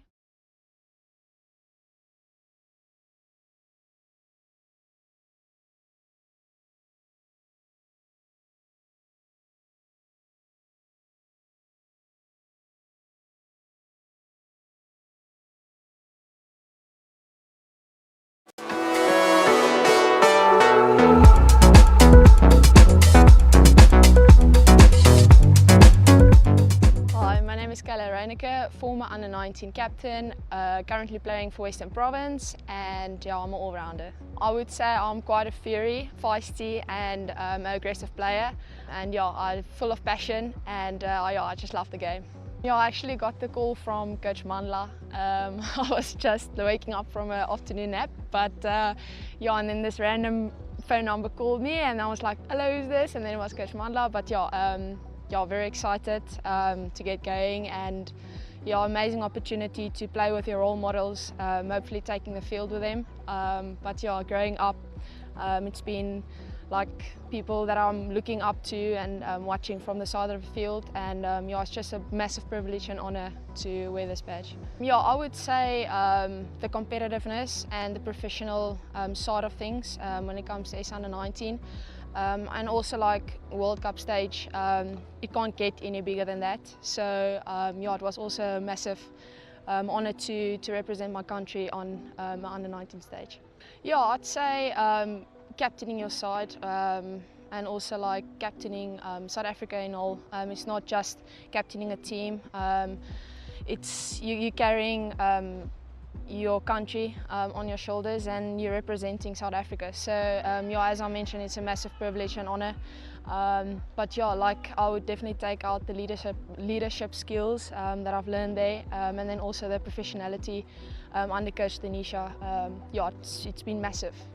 Yeah, that's crazy. Like yeah, like just with Wolfie, like I mean, Sune, the likes of Nadine, and also Kapi and even Danae, like it's kind of still sinking in, especially as a youngster. It's something that you obviously dreamed of, and as I mentioned again, like it's a privilege, and not a lot of people can say like I'm their teammate, and I'm wearing this badge, you know. So I'm just kind of like taking in every single moment as it comes, but yeah, also like flipping enjoying every single moment. I'm very excited to get going, and yeah, just be a sponge and learn as much as possible. Yeah, I think like as a youngster coming in and in the space, like you want to learn as much as possible, be a sponge, as I said. You want to, you know, talk to the people, talk to the management, talk to the top class players that you have as teammates. But yeah, basically I just want to have fun. You know, as Coach Mandla told me, like go play without expectation, play your own game and just have fun. And yeah, that's just what I want to achieve this tour.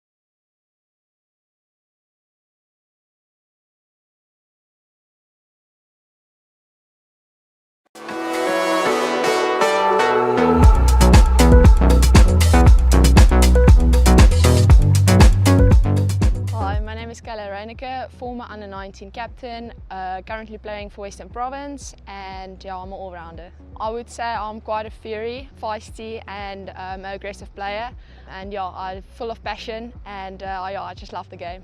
Yeah, I actually got the call from Coach Mandla. I was just waking up from an afternoon nap, but yeah, and then this random phone number called me, and I was like, hello, who's this? And then it was Coach Mandla, but yeah, very excited to get going, and yeah, amazing opportunity to play with your role models, hopefully taking the field with them. But yeah, growing up, it's been like people that I'm looking up to and watching from the side of the field, and yeah, it's just a massive privilege and honour to wear this badge. Yeah, I would say the competitiveness and the professional side of things when it comes to S under-19. And also like World Cup stage, it can't get any bigger than that. So yeah, it was also a massive honour to represent my country on my under-19 stage. Yeah, I'd say captaining your side and also like captaining South Africa in all. It's not just captaining a team. It's you're carrying your country on your shoulders, and you're representing South Africa. So yeah, as I mentioned, it's a massive privilege and honour. But yeah, like I would definitely take out the leadership skills that I've learned there, and then also the professionality under Coach Denisha. Yeah, it's been massive.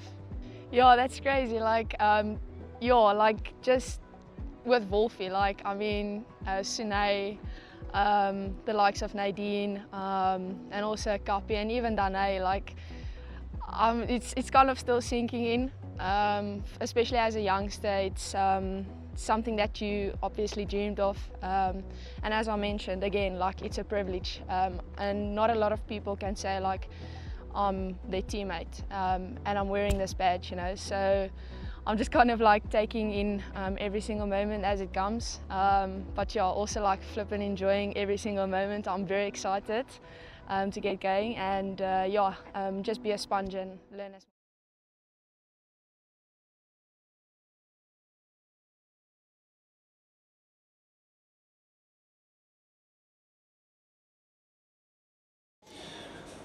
Well, welcome back, ladies and gentlemen, to the Hollywoodbets Pro20 match between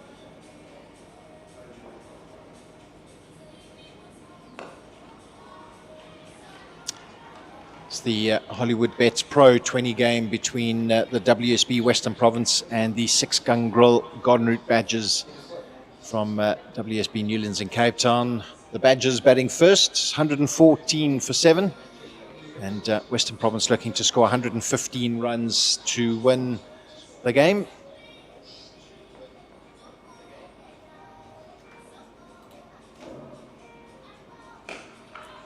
And a lovely shot through mid-wicket there by Faye Tunnicliffe, opening the batting alongside Gemma Buerta, and that picks up the first boundary of the day.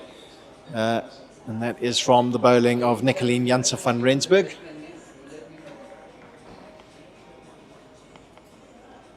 Faye Tunnicliffe is the leading run scorer this season in the Hollywoodbets Pro20. So,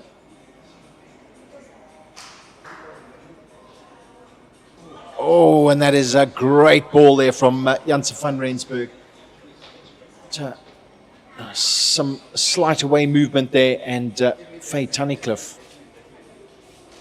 was unsure of that one, and the ball just goes past the outside edge and into wicket-keeper's hands, which is Mapu.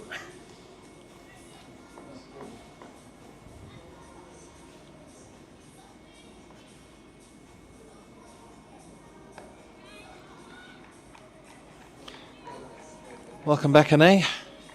Thanks so much. It's good to be back for the second innings of the game. As we see the Western Province ladies now trying to beat the score, I think they will feel quite confident to chase this down. We've seen earlier this season them chasing down record scores and putting up record scores. So I don't think this will trouble them too much, but one can't get ahead of oneself. That's a quick call there from Tunnicliffe as the throw comes in, but the batters are safely home. Yeah, as I was saying, that Tunnicliffe had scored 306 runs this season prior to the start of today's game. So she's moved on to 311 runs.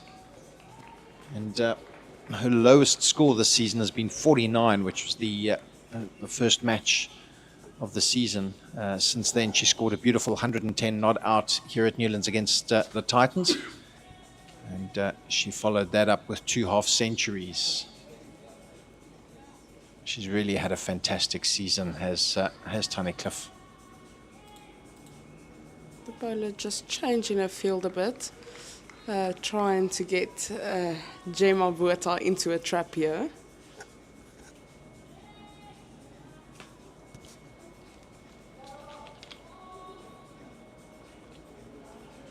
Van Rensburg pulls up there. Just looking at Tunnicliffe's career stats, she does have 2 centuries to her name and 11 50s. As I said, her best is that unbeaten 110 not out against the Titans. Oh, that is a great ball from Van Rensburg. And Gemma Botha looking to flick that away through the leg side, leading edge and down to third for a single. And that brings an end to the first over with Western Province 6 without loss. Yes, as you said, and I think we've said it throughout this game, Faye's just been in incredible form, but I just think she's also the top run scorer in this format, in this tournament. Just domestically, I think at the moment there isn't a better batter than Faye Tunnicliffe, and even more so in these T20 series. So yeah, I think it's really actually an honour to watch her, and I think she's been knocking on the door for such a long time. I think she has the opportunity to get a few breakthroughs still that's going to come her way. She is still quite young, but it's always an honour to watch her bat because I know there's something exciting going to happen. And of course, partner at the moment is Botha, who made her debut in the 2022-23 season. This is her 16th match. She does have a higher score, 54, and it's the only half century. Opening the bowling from the Kelvin Grove end is the captain, which is Zintle Kula.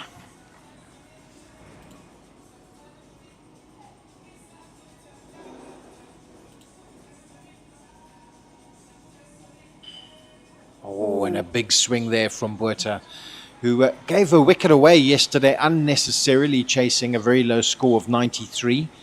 But if we look at Kula does have a best of 5 for 21. And although she has only taken 38 wickets in her career, a long career,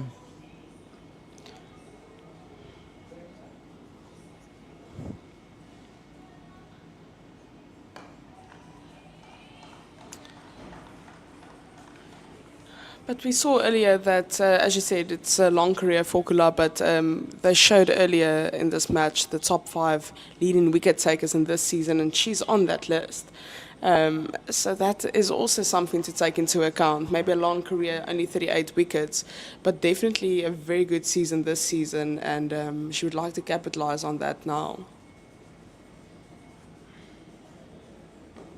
Oh, that is a great delivery from Kula. But that 5 for 21 she actually got earlier this season in the first round of matches against Western Province in Oudtshoorn. And she'll be looking to try and repeat that today.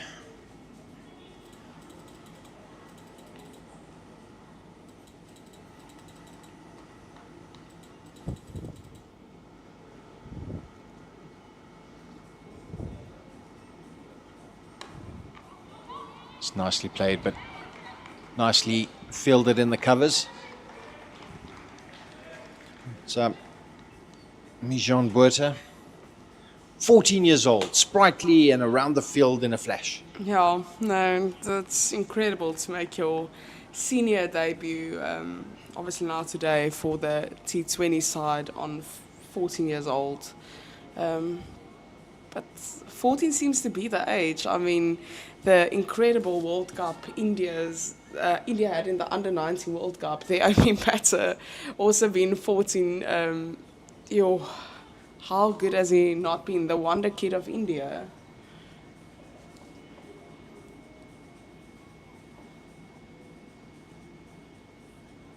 Oh, that is a lazy shot there from Faye Tunnicliffe.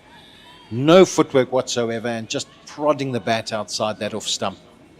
But you talk about that 14-year-old in the Under-19 World Cup, and I mean, he lit up the IPL as well.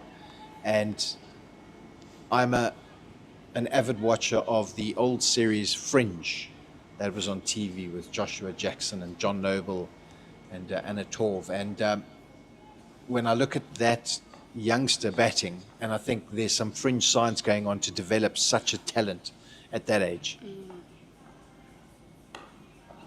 That's a wide ball from Kula. Faye just managed to get some bat on that ball, going through for the single. And that is Kula's first over gone, just 2 runs from it. And just have a quick look. The rate required from the ladies today at the moment for the Western Province ladies is just under 6. It's currently 5.9. They're going at a rate of 4 runs. It's obviously very, it's relatively new in the innings. There's still a long time to play and a lot of balls still left. But just for everyone at home to get an idea, it's 5.9 is the rate that they require. So just do exactly actually with the Golden Root badge, just to go for the singles when you get the opportunity, maybe go for 2 runs. But I do think the Western Province ladies need to go for more boundaries. I think that was at the downfall of the Golden Root badge ladies. They just couldn't get the ball away. Look, I'll chat after this ball from Janssen van Rensburg. And I think the Badgers were about 20-25 runs short on a competitive total. However, we look at the run rate now, which is required at a run a ball, and it bowling like this and not taking the singles, not rotating the strike on a regular basis, can start causing pressure, because as soon as that required rate starts going up higher than a run a ball. Oh, that is a beautiful shot, and that is 6. That is the maximum. A lady in form, Faye Tunnicliffe, just picking that up off her legs, and passed wide, long on for 6.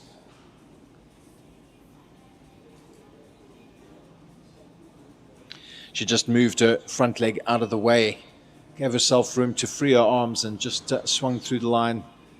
And that takes my conversation of causing pressure right out the window.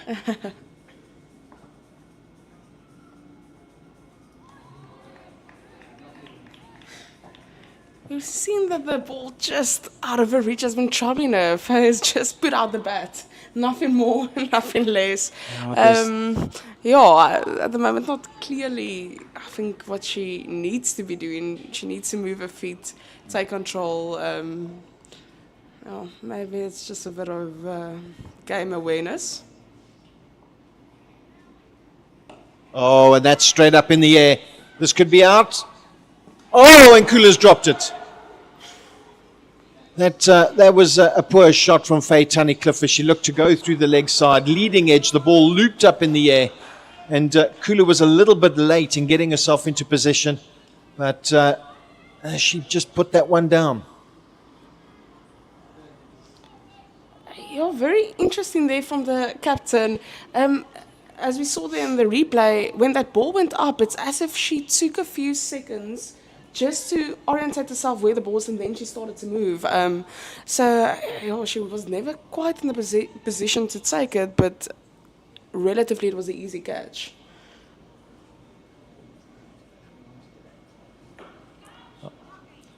Yeah, they say that catches win matches, but I also feel for Nicoline Janssen van Rensburg. I mean, like, getting the opportunity to actually get yourself in a position to possibly get the wicket of Faye Tunnicliffe in the 3rd over. That's exactly what your coach has told you to do. That's exactly what the pressure you put on yourself to do. And, that's a terrible feeling for a bowler being dropped. that's not timed very well by Gemma Buerta, but they are going to come back for 2. So that ball's just popped outside of the inner ring, and that's the end of the third over. Western Province 17 without loss. But that is a massive drop chance. To drop the leading run scorer in the Hollywoodbets Pro20 tournament.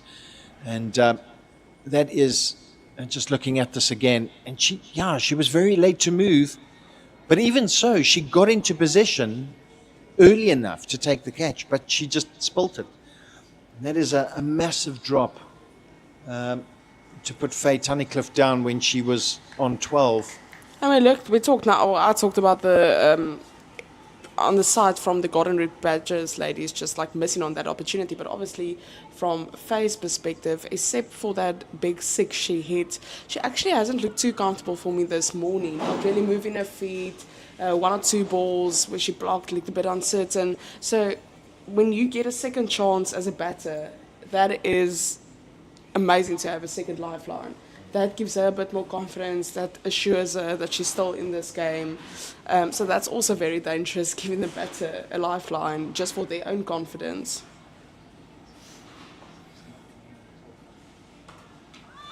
That is a lovely shot from Tunnicliffe, and that is through the gully region and down to the fence for 4. And Zintle Kula, who put her down in the previous over, is really going to be kicking herself. And she really needs to. That was well played. Sitting in the cut shot, but not much bounce on that delivery, so she was able to safely play that ball down into the ground. But Kula, who put her down and is now bowling to her, must be thinking, I've got to get a wicket. I've got to get a wicket. But that added pressure is very dangerous sometimes. Just playing it over and over in your head and now having to bowl to her.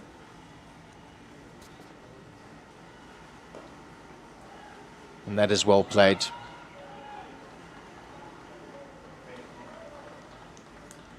Western Province now.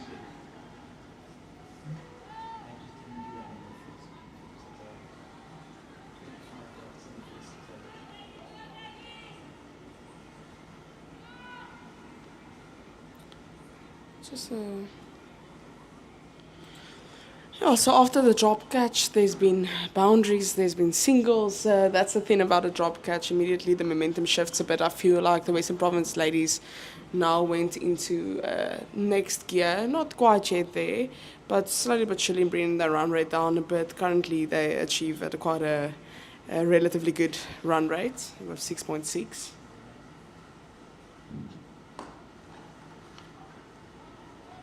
Buerta not getting that one away. Just interesting to note that the average first inning score is 126. So they were 12 runs short on that. But looking at the wicket today, as I said, they're about 25 runs short. And the results out of the 24 matches that have been played, and Buerta hits that down the ground. And that's going to be cut off, and they'll just pick up a single. But the result is a 50-50 split between batting first and batting second here at Newlands during the Pro20.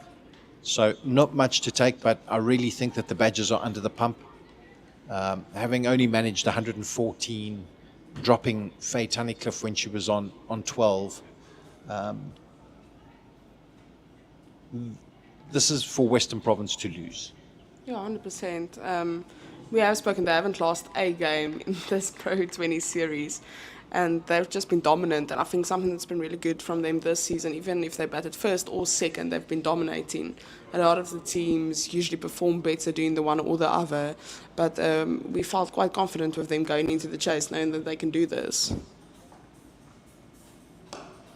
Down the ground from Tunnicliffe, but well fielded there.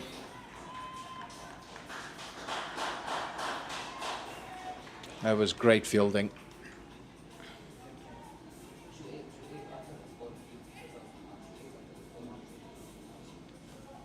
Kai Kazimate with the fielding there.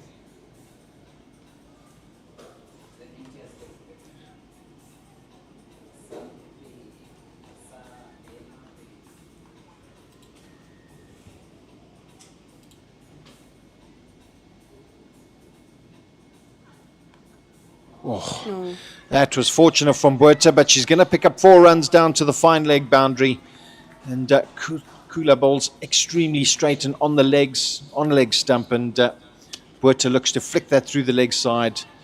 Gets an inside edge and down to the fine leg fence for 4 to end the 4th over. Western Province now 28 without loss. Looking at the Pakistan inbound series, the T20s. First match on Tuesday at the JB Marks Oval in Potchefstroom. And then followed by the second on Friday at Willamore Park in Benoni, and the third at the same venue on Monday the 16th. All games start at 6 o'clock, and then the T20 series will be followed by the ODI series. And the Proteas ladies are really going to look to stamp their authority on world cricket by taking on the Pakistan side. It's a change in bowling, as Mate is going to replace Janse van Rensburg. Yeah, she just had some brilliant fielding efforts there. And there's a change in the attack, first one of the match today, with Marta now coming into the attack.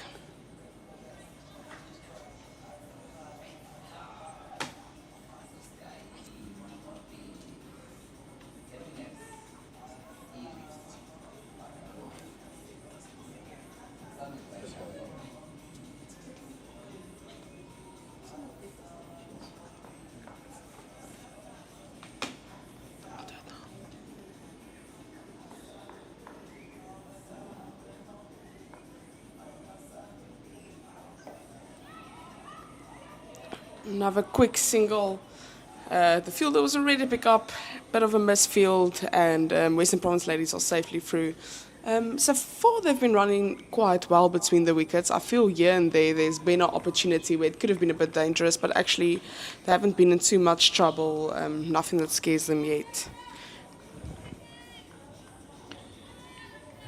Mate will be looking to add to the 32 wickets she has under her belt already. Oh, shot.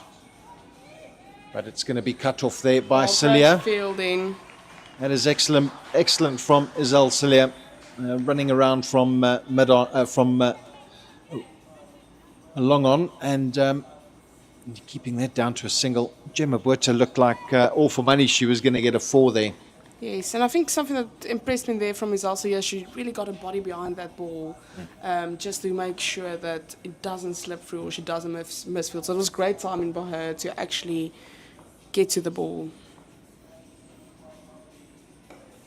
And that is a big shot from Faye, and just short. And Kule must be standing there with her hands on her head going, "Woi, I really put down a bad one." That was a very bad drop. But Tunnicliffe now moves to 24. Mate's best bowling of 2 for 17 came 2 seasons back against the Dolphins in Chatsworth.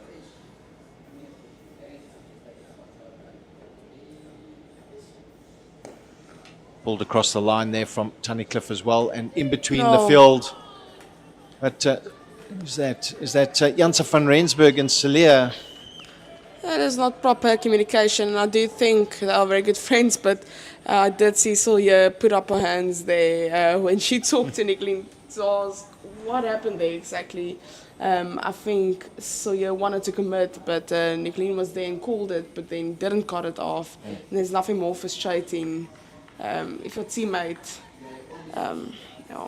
makes a mistake like that. If you were already there, so unfortunate between the two of them. Yeah, poor communication between the two. Oh, and here's trouble. Gemma Buerta coming down the wicket, but she manages to get back just in time. As the throw from Jeze Kamfer, not the best. Also, not great awareness by the bowlers. She was stuck in the middle of the pitch and only had to run back a bit late to get in position herself to maybe cut off the ball.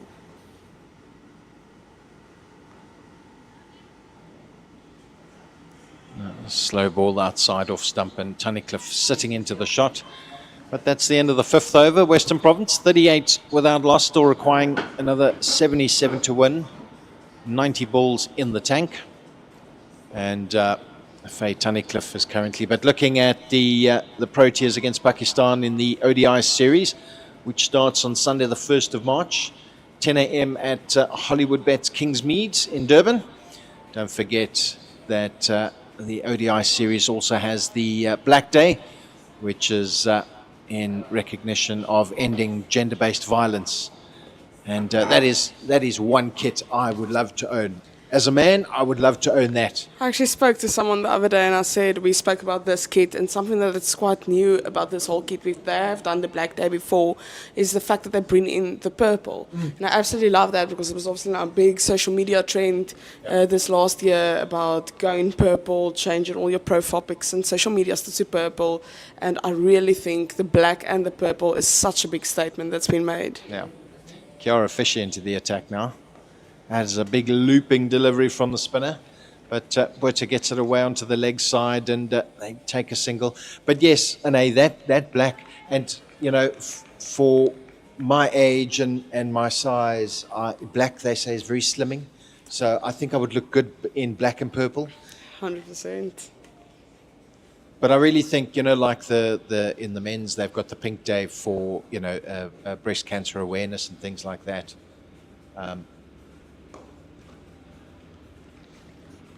Another single down to long on for Faye Tunnicliffe.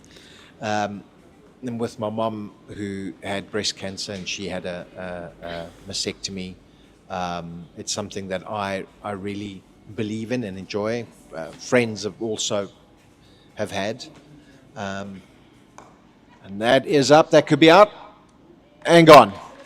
Gemma Botha is out, and that looks like it is Intlekula who took the catch, and a big hug from her teammates there as Kiara Fisher picks up the first wicket of the Western Province innings, and it is Gemma Botha who is out for 11 from 12 deliveries, and Western Province are 40 for 1.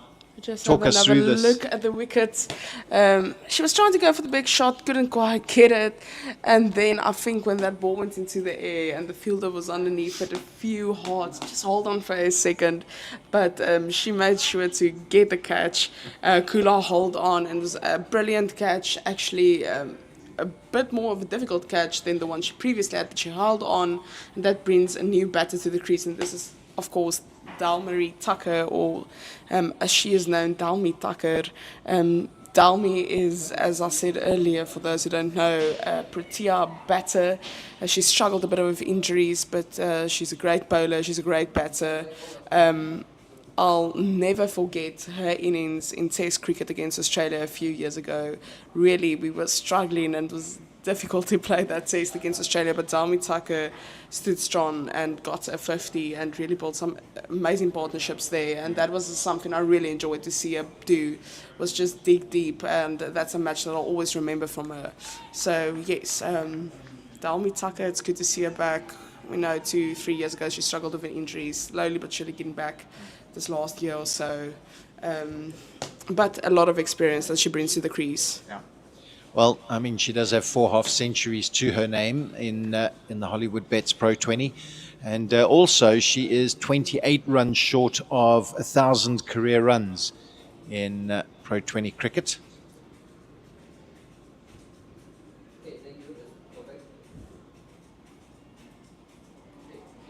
Her highest, of course, is 59 against the Lions 3 seasons ago. Oh, and there's a big appeal. Well, not a big appeal, but A appeal at least. an appeal, yes. But it's not given. But you were talking about Dalmi Tucker playing in the test and scoring a 50 against Australia.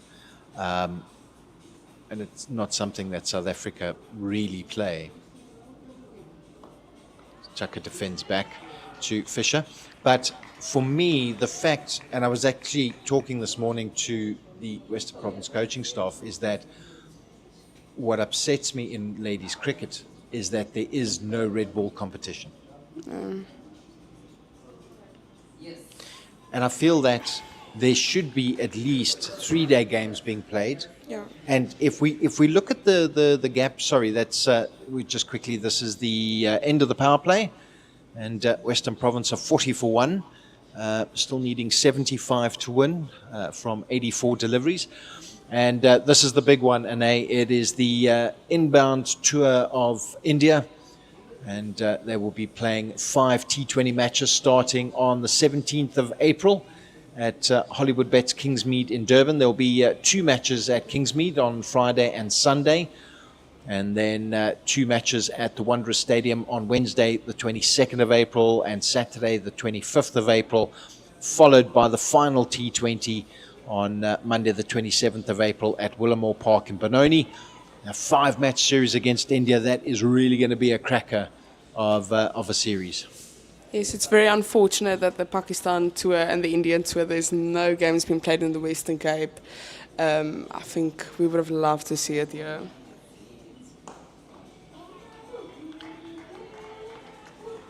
Mate just being struck down to Celia at long on. But yes, I agree with you. And having a look at the series, I'm kind of thinking I just want to hook up my caravan, drive up there. I'll go work up in the Johannesburg region from my caravan. I'll just get an LTE router. I'll do my job, but then I can go and watch the cricket. I also thought of maybe a quick trip to Durban. It's at least nice with the T20s, especially that 2 games are quite relatively close to each other. Oh, that is a bad ball from Mate down the leg side, and Palesa Mapu wasn't able to take it, and it's down to the boundary for 5 wides.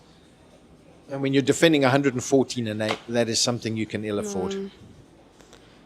It's really, again, such a cliche thing to say, but it's really the small opportunities and chances.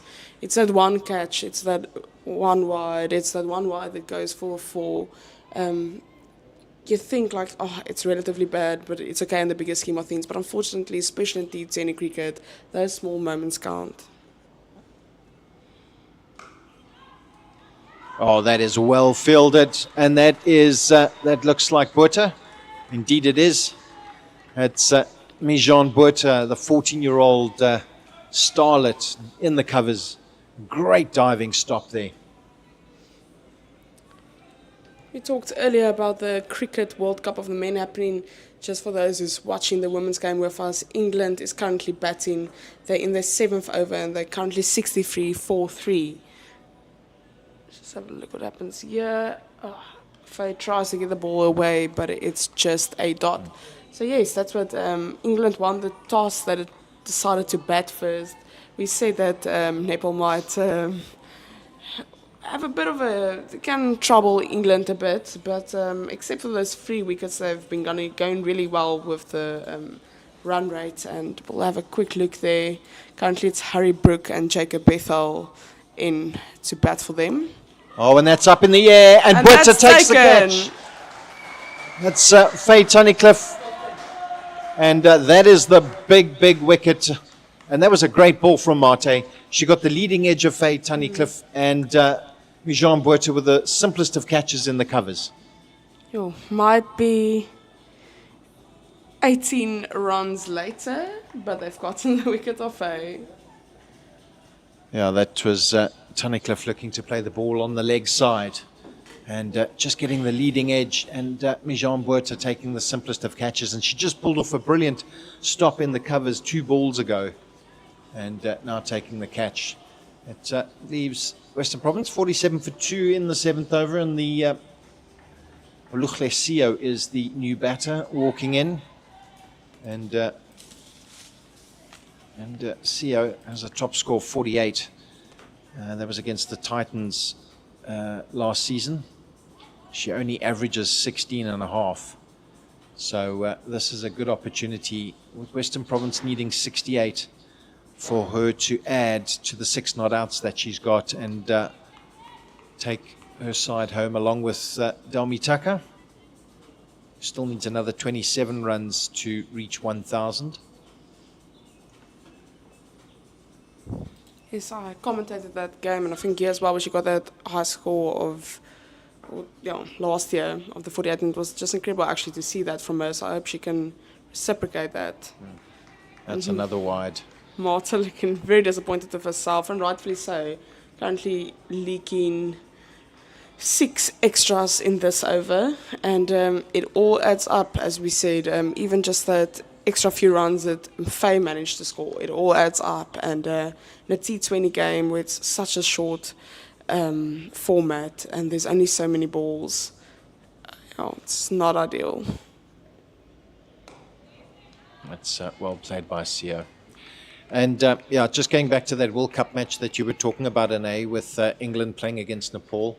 It's nice to see the smaller sides coming into the World Cup, and there's been an argument before where people have said that the smaller nations kind of weaken the tournament because it's not strength versus strength. But as we've seen, we'll carry on after this ball. And that's defended by Sio to end the 7th over. Western Province 48 for 2. And the wickets to go quickly was Gemma Buerta out for 11. And Faye Tunnicliffe, after being dropped on 12, went on to make 30. And she lost her wicket in that over. But Western Province needing 67 to win from 78 balls. But as I was saying, a lot of people say that having the weaker sides in ICC events like this kind of dilute the strength versus strength. But I think it's also good for those sides to experience and play against the better, because you can only get better by playing against the better sides more regularly. And the fact that, yes, England are going at just under 10 and over, but the fact that Phil Salt was out for 1 and Tom Banton was out for 2, and of course Josh Butler made 26 of 17. Nepal have taken 3 England wickets. It's great for the game. You see Kiara Fisher back into the attack. That ball was a bit all over the place. I don't think the batter or the keeper was exactly sure what happened there. But Dal Mitaka is still safe. She's currently only going for 1 run, 5 balls. So she needs to pick up the pace a little bit. Trying to go there for the bigger shot, get the ball away, but it is fielded very nicely. I think Faye Tunnicliffe will feel that she has failed today, even though she scored 30. That is her lowest score in the Hollywoodbets Pro20 this season. Just back on the World Cup, I do agree with you that it's a good thing that these chances get, these teams, these countries get the opportunity in the World Cup to play the bigger nations. I just have an issue with the fact that it only happens in World Cups.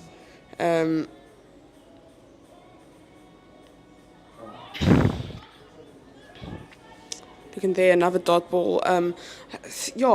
The reason I've heard, and it's the same in rugby, it's the same in cricket, is that the schedule's already full. There's a lot of domestic cricket or international cricket, IPL, different leagues across the world, etc. And a lot of international cricket. There isn't time in the schedule to fit in, for example, USA touring in South Africa. But I think it does injustice to the system. We need to get those teams here if they want to compete at the World Cup. If we see Italy now making their debut, they have to play the big nations. Yeah, I agree with you as Domi Tucker takes a single down to long on. I agree with you, but also maybe what could be done, and this could be through an invitation, is the likes of USA, Nepal, even the likes of Scotland, for example, Italy, with John Smuts now turning out for Italy thanks to his wife's citizenship. That's a crazy story, actually. But I'll carry on after this ball from Fisher. Oof. But flatter there from Fisher, and Sio just plays that to a vacant 3rd position for a single to end the 8th over. And that's the 50 up for Western Province. It's coming up off 8 overs, 65 to win, 72 balls remaining. But if we look at those small sides, and they could still tour the bigger nations, like they could play South Africa, they could tour England, they could tour the subcontinent, they could tour Australasia, but not necessarily play against South Africa and Australia. They could play the A sides. 100%. But it's also good for the A sides not to choose a 32-year-old, who who might be on the fringes, for example, on the Protea side, but bring the youngsters in, bring the stars. That's where the A side for me is to breed those. Oh, and that is up in the air, and Celia takes the catch. Taken. What a catch. Brilliant fielding by Celia today. Already seen it a few times where she cut off a ball, got the catch. And that's the thing I love about sport, just seeing the team so excited, getting the wicket rightfully so. Yep. And you can hear in the dugout the rest of the squad and the coaches being excited. And it's just a lovely atmosphere. Yep. Oh, full And, toss.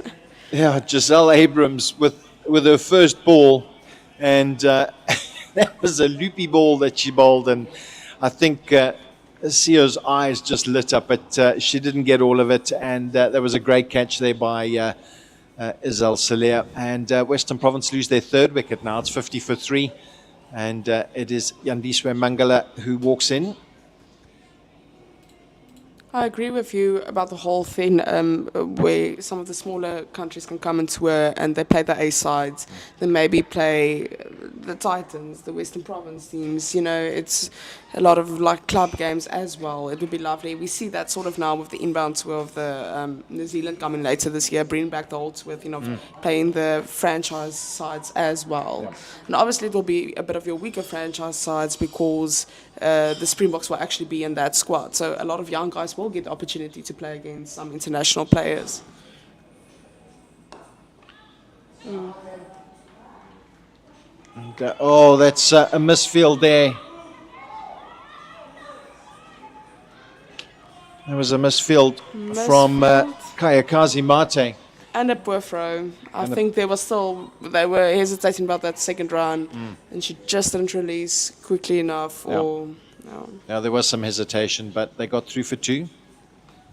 And the one thing I like about Abrams here with her leg spin is she's not afraid to give the ball some flight. No. And I always believe that with a spinner, especially a leg spinner, really flighting that ball, getting it above the eye line. She does there, but that's a full toss though. But just out to Janse van Rensburg for a single. And I'm enjoying this battle, Ane. Yeah, it's really good. As you said, Dalmi Tucker just not getting the ball away at the moment. 2 runs, 9 balls. So it's a really good battle that the two of them are having at the moment.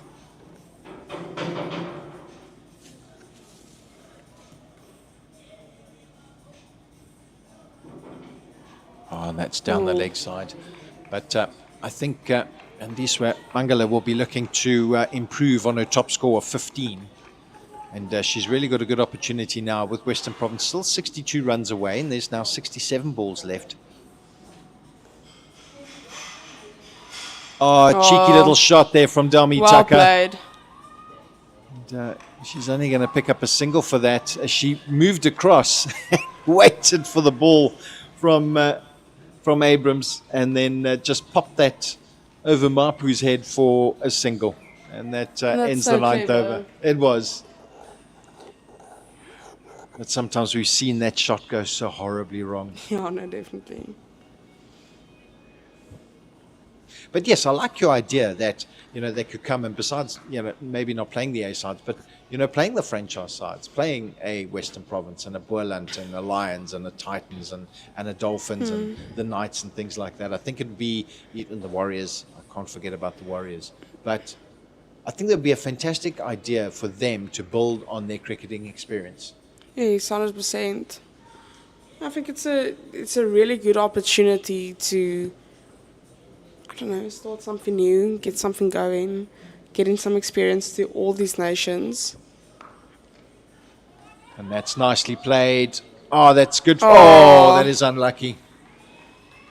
Dalmi Tucker playing that ball through the leg side, and that was a valiant effort. It looked like, who's that on the field there? Giselle Camper. I think it might be Julia Hall. Could be wrong, but from here it looks like it's a number 3 shirt. Yeah, my eyesight's not that good at my age. Played into a similar region, but fielded there by Annika Swart. Just a single there for Delmi Tucker. Yeah, it is Julia Hull. Unfortunate there as the ball just, she did so well to get across to field that ball, but it just spun around her body and dribbled into the fence.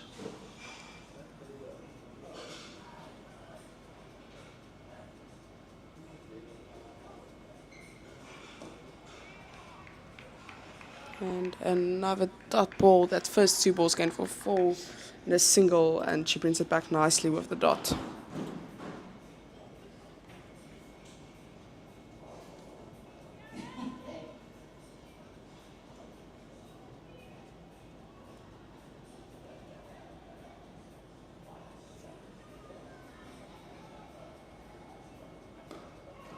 Onto the back foot there by Mangala, out towards Hull at on the mid-wicket fence, just a single.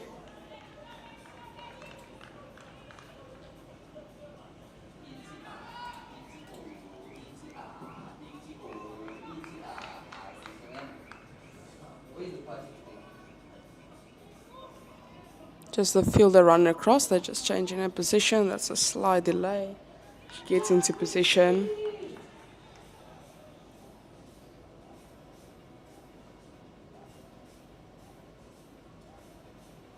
Oh. It's half an appeal for LBW as Delmi Tucker moves across her stumps to try and pull the ball past the short fine leg, but she didn't make contact. So umpire Brent Pitt was not interested at all.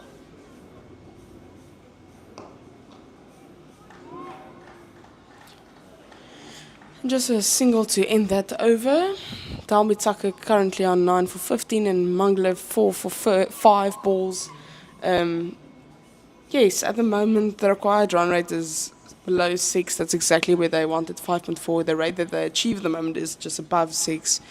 So I think Western Province ladies are in a good position, still have 7 wickets remaining. But this next few overs, I would say, is quite key. And it would be interesting to see who wins the battles here. Yeah, it's going to be Giselle Augusta Abrams to continue from the Weinberg end. 1 for 4 in her first over, getting that big wicket, well, getting the wicket of Seo.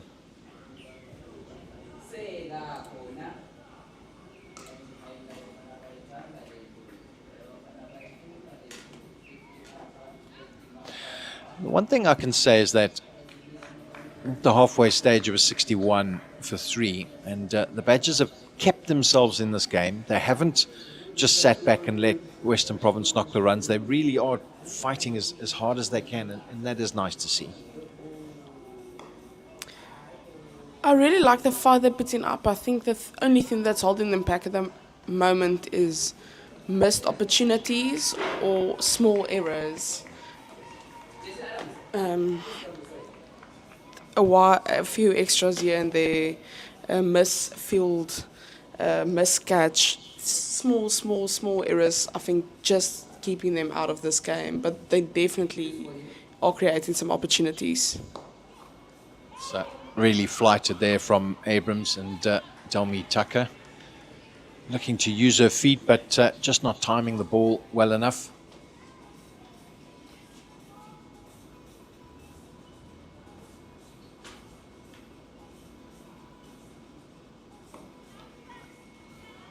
Good stop there by Kula in at extra cover.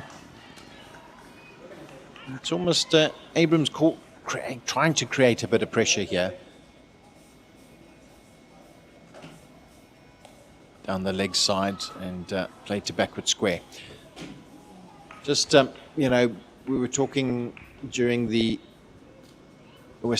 during the Badgers innings about the great work that Hollywoodbets Hollywoodbets have done in sponsoring ladies cricket, and the efforts that they've gone into.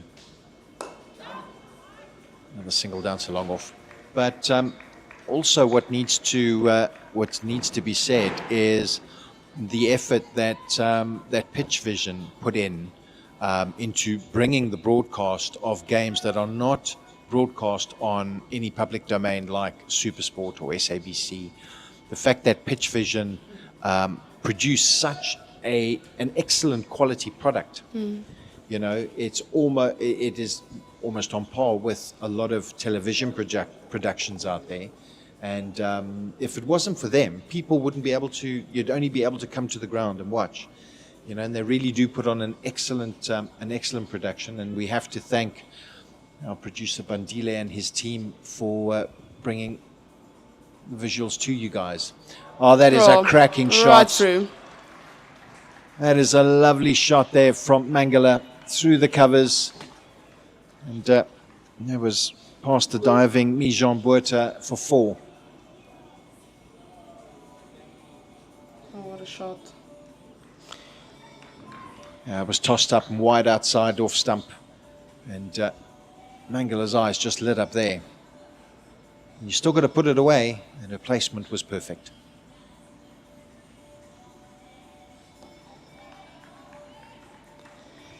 Oh, just on what you said, getting back to the production that we have and what we see, let's just quickly have a look at this ball.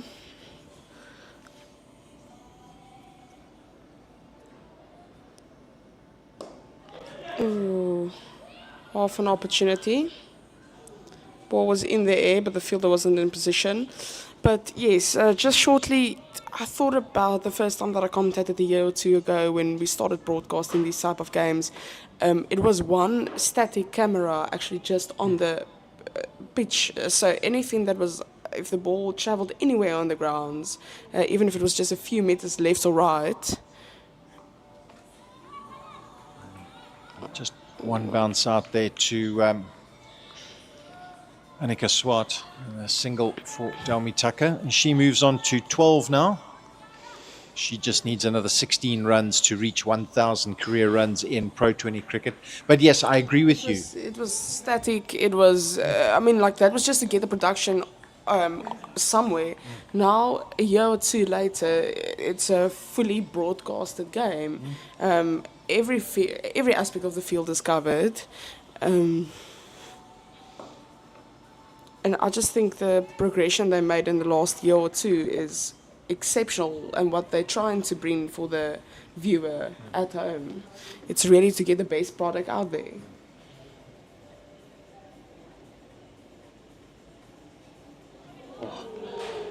Mangala just sitting, trying to cut that away, but missing it, and Mapu takes the ball behind. That's the end of the 12th over, 71 for 3. No, I agree with you 100%. When you look at the replays that they produce, when you look at how they follow the ball with the different cameras that they've got around, you look at the graphics that they display, the work that Pitch Vision put out there is really fantastic. And the fact that people who don't have access to go to a game are able to sit at home. They could log on their mobile. They can go onto the Cricket South Africa YouTube channel and pick up and watch a game of cricket. Giselle Abrams is continuing. 2 overs, 1 for 8. Western Province now 44 runs away, 48 balls in the bank. Still not a foregone conclusion, this.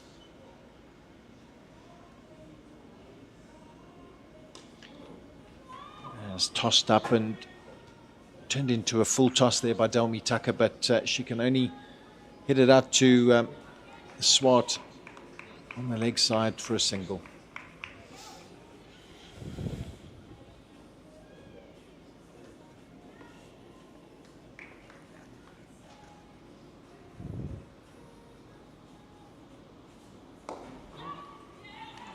Good defence.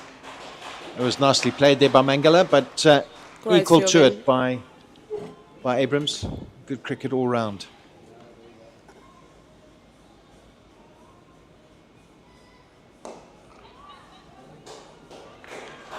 Enough with that. The other thing that I've thought about now is you just saying that otherwise it wouldn't have been broadcasted, you can only come to the grounds, etc. And then in my head, let's just quickly look at this ball.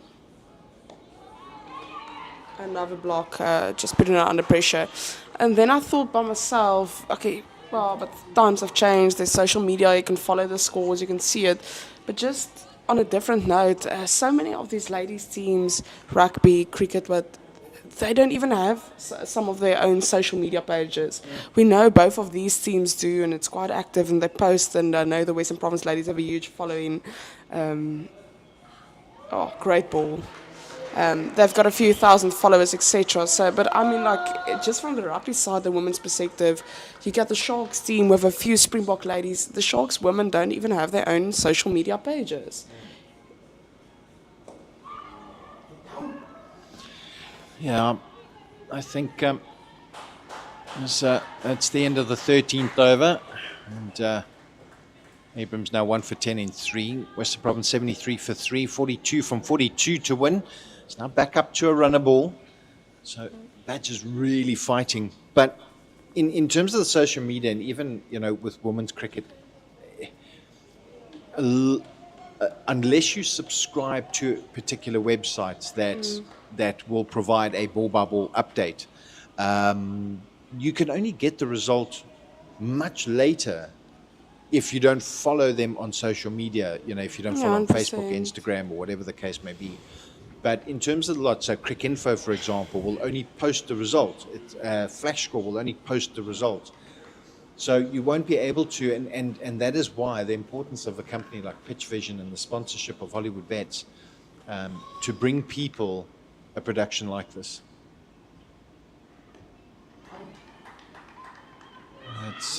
That's good running from the pair. Could have been in real trouble there. Julia Hall is into the attack. And she replaced Fisher, who finished her 4 overs, 1 for 17.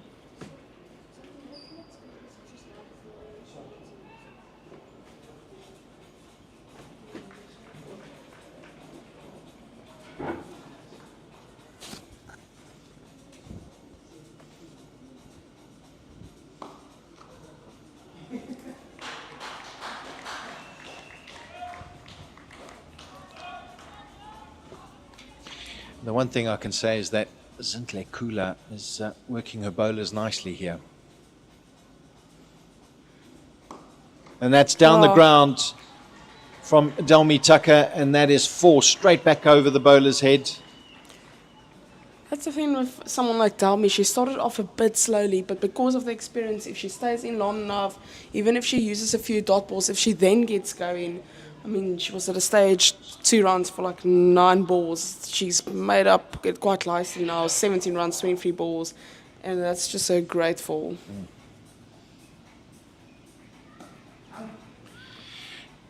Yeah, you're right. And this is a discussion that we've been having all weekend, is the T20 cricket is, it's not just a smash and grab. You can still build an innings. And a lot of cricketers these days, they haven't developed the patience of the game. And it's bowled. Julia Hall gets the wicket. And it is Delmi Tucker who's not going to reach her 1,000 career runs in this innings. It was a great ball from Hall. It was looped up. And Delmi Tucker looked to move on to the offside and whip it through the leg side for a boundary, but completely missed it. Oh, you can see the frustration there. Yeah, she was very angry with herself that she missed that. And Julia Hall picks up a wicket in her first over, and Western Province now 78 for 4. It's 37 from 37 required, and it is the captain, Leah Jones, who walks out to join Yandiswa Mangala at in the middle. Now, I think we could be in for an interesting finish here.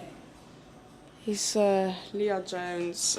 She's been so involved with this Western Province ladies squad, and she's an incredible player. We've mentioned she got her debut for the Proteas ladies December. Definitely made a mark with the ball. But let's see what you can do with the bat here. Just having a quick look. This is, she has a higher score of 21 that she achieved against the Dolphins. And she's accumulated in all her matches 130 runs, and this will be a very valuable contribution that she can make. She averages 10. I think they'll expect a bit more of her today, and let's see if she can do it.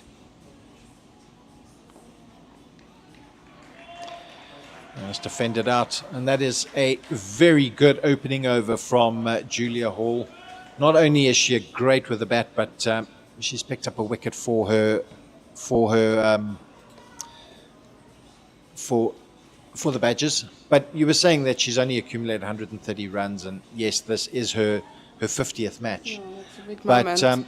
you know, T20 cricket, she obviously, there's a lot of times that she doesn't bat. She comes in, faces maybe a couple of balls at a time. You know, you consider the likes that, you know, a Danae van Niekerk. You know, you've got Faye Tunnicliffe at the top of the order, who, you know, just eats up runs and eats up balls like she's enjoying a good lunch. So she doesn't get much time to bat in a T20. And that is up. Oh, and put down. And Giselle Abrams.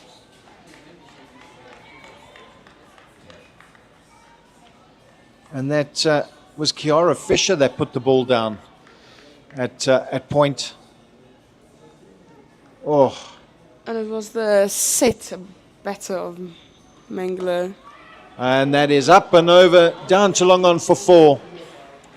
Mangala moves to 17, and that is her highest Pro20 score, beating her previous best of 15, which she got against KZC in Durban back in 2021-2022 season. That's the second drop catch.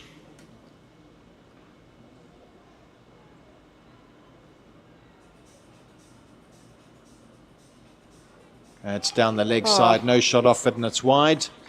And they pick up an extra single, so that's 2 to the total. How unfortunate is that? You drop a catch, and then the next 2 balls goes for a boundary, goes for a wide with an extra run. It's a cruel sport sometimes. Eh? It is. But if we look at Kula putting down Tunnicliffe on 12, and she went on to make 30, and then Mangala dropped on 13. And that's another wide. Yeah, drop catch has just kind of put her off her rhythm a bit, because she was really bowling well, and it was a difficult chance, but a chance nonetheless that Fisher put down. That's looped up and driven. Good stop by Kayakaze Mate. But then, you know, as you said, that, you know, she was really bowling well, and then Kiara Fisher puts the ball down at point, and then it's 4 wide.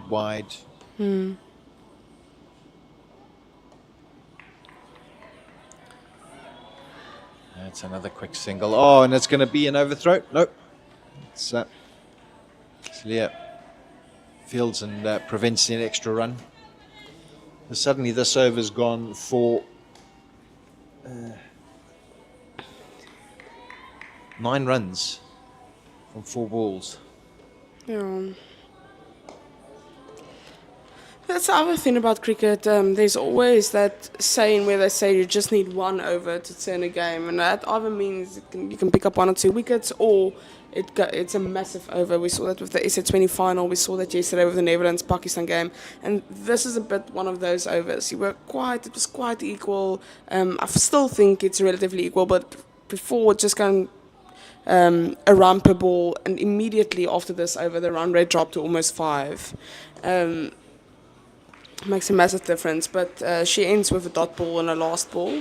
But yeah, not the best of overs. Yeah, it shifts momentum, doesn't it? But Giselle Abrams completes her spell of bowling. It's 4 overs, no bends, 1 for 20, alongside Kiara Fisher's 4 overs, 1 for 17. There's 5 overs left in the match. Western Province currently 88 for 4, still needing 27 runs to win. There's 30 balls left. And it looks like Sinclair Kula is going to come back into the attack. And don't forget that the Momentum One Day Cup starts on the 21st of Feb. And of course, we've got the Black Day against Pakistan, the ladies. That's in push the end to gender-based violence.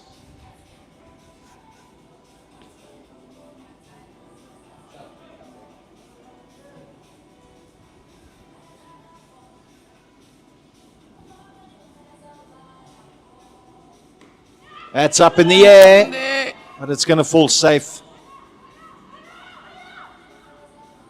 And they just get a single there.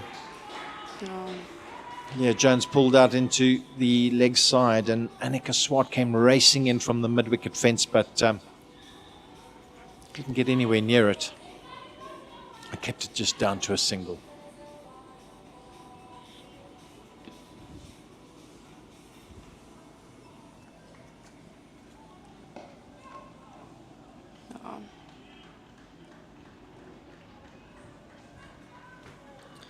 Just 25 more runs needed.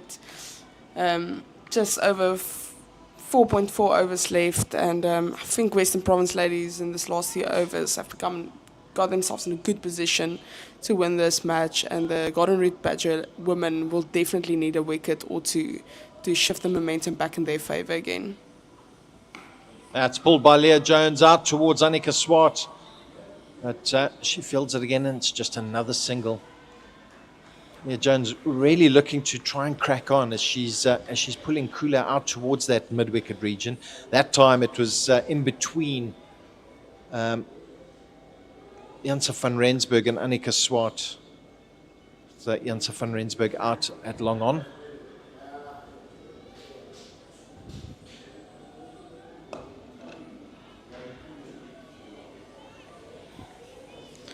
Dot ball, first of the over for Kula. 3 singles in their first 3 balls, and she got the dot now.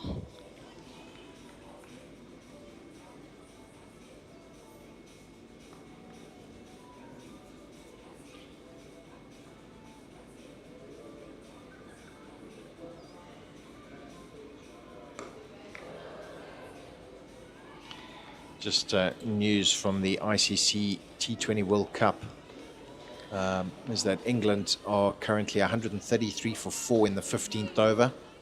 Harry Brooks still at the crease on 45 from 25 balls, and England currently going at just over 9 runs to the over, and they'll certainly be looking at pushing close on 200 there against Nepal. So, last ball of the over from Kula. It's driven down the ground by Mangalev for a single, and that'll end the over. It's 92 for 4. 4 runs from that over from Kula. Really been bowling well. She took a good catch, dropped one, but yeah, she will, I think, can feel proud about her bowling efforts thus far. Just looking at the ICC Men's T20 World Cup, as he just said that Harry Brook is still at the crease. There's a lot of talks that this will be a very big World Cup for Harry Brook. I think a lot of people have said for quite a long time that he is such a talent, and we've seen it. But I know a lot of people say that they think this is the World Cup. Harry Brook will announce himself. So we'll have to see how he does against some of the bigger nations maybe. But currently he's at the crease for 45 or just around about 20 balls. So yeah, maybe this is the 45 runs, 25 balls for Harry Brook. And maybe this is the World Cup that he announces himself really as one of the greats. Van Rensburg back into the attack. Oh, inside edge.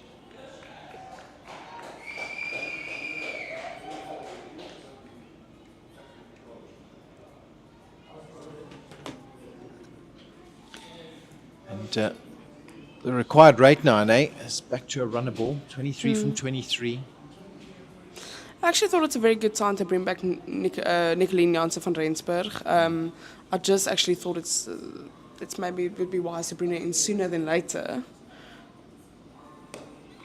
because another dot ball there from her. Sometimes, obviously, you want to keep your deaf bowler for the last few overs, and this is the last few overs, but usually you hear from over 17, 18, but she still has 2 overs left, and this is a crucial time maybe to see if they can get a wicket just before the game ends. And that was an interesting piece of batting there from Mangala. She literally walked. She didn't skip, hop or jump. She literally walked down the crease to Nicoline Janse van Rensburg there and slapped the ball over the inner ring for 2. And it's now back down to 21 from 21. Western Province 94 for 4. Yeah, I think Kula bringing herself back into the attack and bringing Janse van Rensburg back in as well. Kula is looking to buy a wicket. She needs a wicket, and that's why she brought herself and Janse van Rensburg back into the attack. If she can get a wicket or 2 in the next over or so, it's really going to put pressure on Western Province with the last 3 overs coming. And again, she's walking down, and she gets the wicket. That's a juggle. There was a juggle from Kayakazi Mate, but as we were saying, she got the wicket. And it's the wicket of Yandiswe Mangala gone for 22. And there was juggle caught by Kayakazi Mate, ball by Nicoline Janse van Rensburg. Let's have a quick look again at it, especially that catch. I think there's a few relieved people in the crowd at the moment after that catch. I think that catch by Mate, the way she juggled it, went onto her knee and then started falling backwards, could be used for a good ad. To advertise the Hollywoodbets Pro20. Western Province now 94 for 5. There's 2 balls left, and it is Kaylee Adams that's coming in to bat, joining her captain. And I think we got an interesting finish. There's 21 to win, 20 balls left, and Kula's decision to bring Janse van Rensburg back into the attack has worked. Kelsey Adams walking in. She's also been a player that's been around the block. She's known the setup well. She has been part of the Western Province ladies team for quite some time. After this ball, we'll have a quick look at her statistics. But yeah, she's a great batter, brings some experience to the crease. But Nicoline Janse van Rensburg will definitely have a tail up, and that was a great wicket. She's been bowling really well today, and I'm glad she got rewarded for her efforts.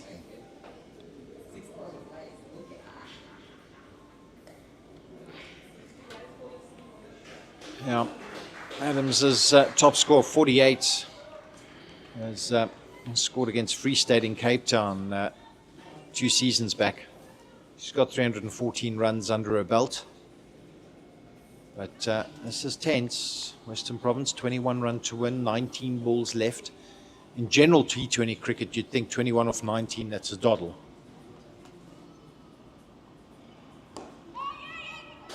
Another dot ball to end the over.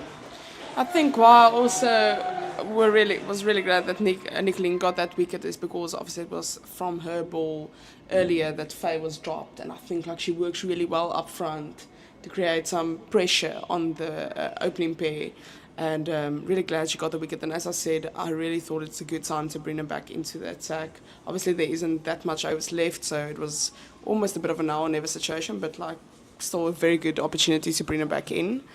And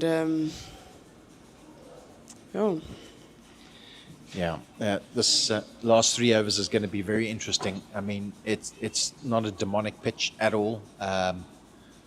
It's not playing funny. It's playing a little bit slow, but you know, it's the Western Province attack is really under the cosh at the moment.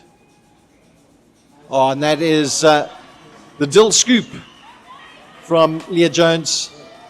oh, it's a beautiful shot. And that goes for 4, and that relieves the pressure somewhat. That was a lovely little scoop there from Jones. No, it's lovely. We've actually seen a few players attempt a scoop shot today, and for most of the players it's actually been quite successful. As you said, the shot can go around very easily. But in this case, the few players who tried to do it today has been really successful to a certain extent, but that was the best of them all. It was a great fall. Yeah. 17 from 17. Driven to mid-off, misfield there from hole, and they scamper through for a single. It's going to be important to rotate the strike now. It's a runner ball required. We just look at the field placings for Sinclair Kula. There's short third, point, cover, extra cover, mid-off, long on, deep mid-wicket, deep backward square, and then a fine leg.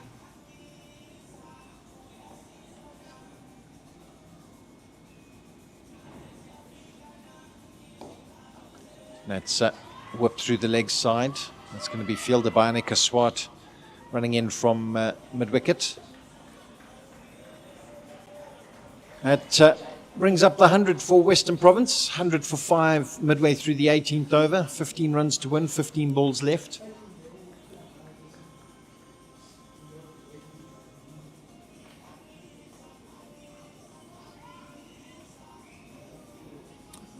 Just the keeper seeming the fielder to move a bit, so try to make sure there's no boundary that's going to creep in. I think Palesa Mapu was asking the square leg to... Oh, it's ball, middle stump! What a ball from Sinclair Kula. Leah Jones going for the big hoik there, but...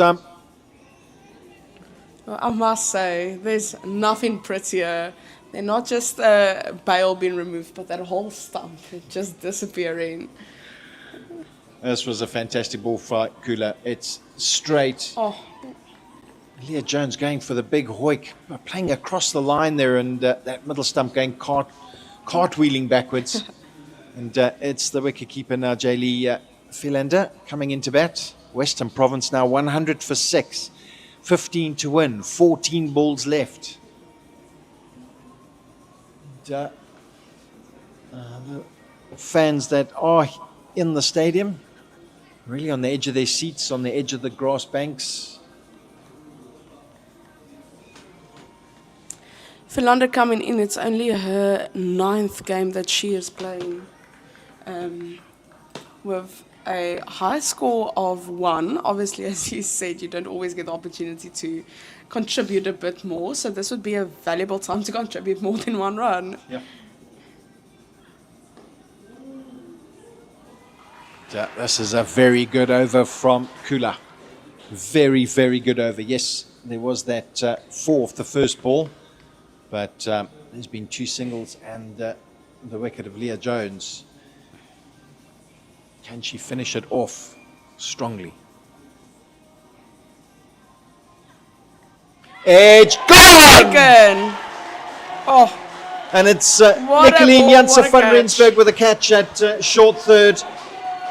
And Philander goes without scoring, and suddenly the Badgers are cock-a-hoop. oh. You said it's so important to bring back Nicoline and Kula. As we look at that the wicket again. What a ball, what a catch. And the 2 of them picking up 3 wickets in this last 2 overs has been absolutely brilliant. Mia Leila is now walking in, the 16-year-old. And there was just no foot movement there from Philander. She just swiped at a wide ball and got the edge to Janssen van Rensburg. And change in the bowling as Mate is back into the attack. So Janssen van Rensburg bowled 1 over, got the wicket, and now it's Kayakazi Mate who's coming in to bowl what would be her last over. She's bowled 2 overs, 1 for 18. It's 15 to win from the final 2. That's driven through the offside to the fielder on the sweeper fence, which is Mijan Botha.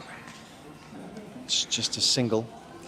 I get that they want Nicoline to bowl the last over, but I do still think it's a bit of a surprise. She got a great wicket the previous time she bowled from this end. She's been bowling the whole match from this end, and Marta was very expensive in the last over with all those wides, so she definitely has some pressure to rectify those mistakes. I've always held the belief that your best bowler should always bowl the 19th over.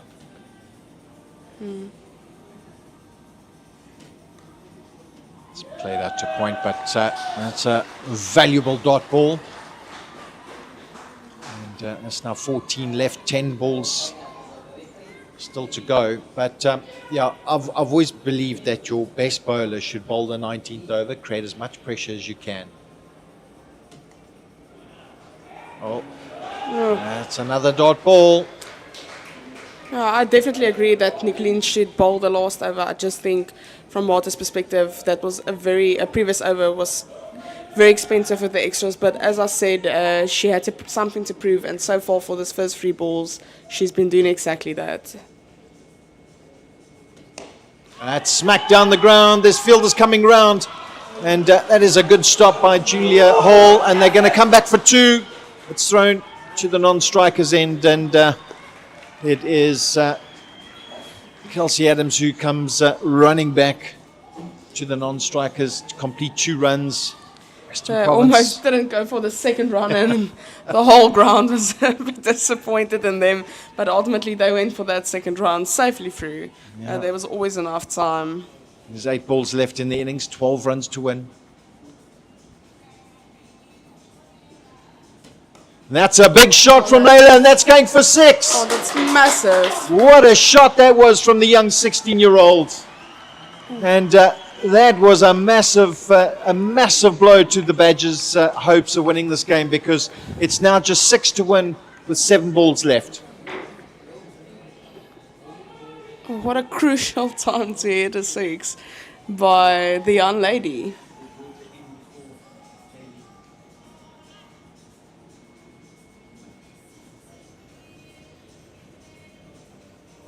Oh, there's an appeal and gone. It's given. Stumped. That was stumped. Wow, what a stumping from Palesa Mapu as well done. Mate bowled the ball wide, and Mia Leila was prodding forward, dragged her foot out, and Mapu, like a flash in the pan, just had those bails off, and umpire Brent Pitt raised a finger. Oh, what a dramatic end to this match. Tatum LaRue walking in, and one last over. Nicoline Jansen van Rensburg to bowl. Kelsey Adams in, Tatum LaRue joining the crease, and 9 runs needed from the last over. And who said that low-scoring affairs were boring? The Badgers scoring 114 for 7, Western Province 109 for 8, 6 from 6. 6 runs needed. And Western Province just 2 wickets in the bank, and I must say that Zintle Kula has really managed this defence extremely well, as Nicoline Jansen van Rensburg is in now. It's prodded onto the leg side, they scamper through for a single, and Kelsey Adams is now on 3. Tatum LaRue is about to face her first ball. If I had any fingernails, there's nothing left. This is a fantastic advert for ladies cricket. Oh, it's beautiful.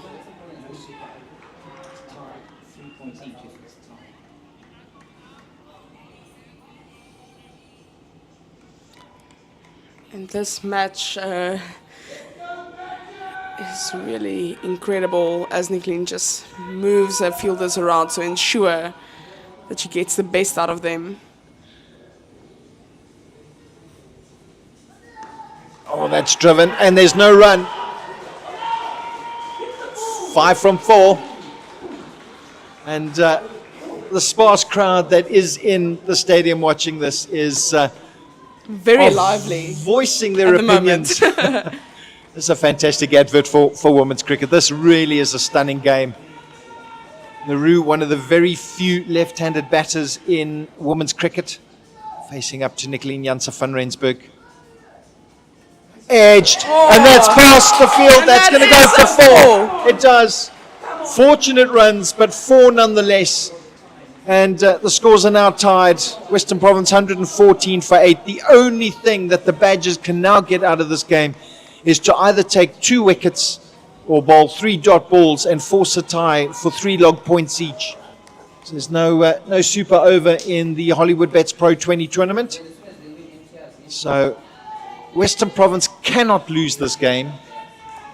It can either be a tie or a Western Province win. How exciting.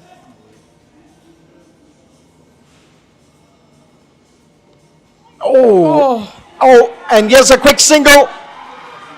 And it's done. Western Province have And won they this. won It's a the bye. game. It's a bye to win the game with just 2 balls to spare. Western Province ending on 115 for 8 off 19.4 overs. What a fantastic game this was.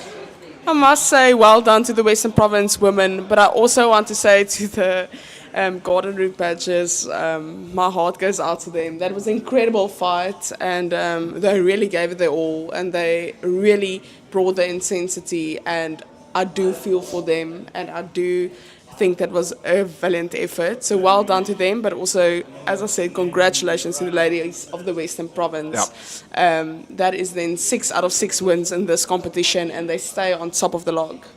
Yeah, no doubt. This was a brilliant advert for women's cricket, and the WSB Western Province women. Let's just do a quick recap. Western Province women winning the toss this morning, and asking the Golden Root Badgers to bat first. They made 114 for 7 in their 20 overs, with Giselle Abrams top scoring with 24, and Julia Hall making 23.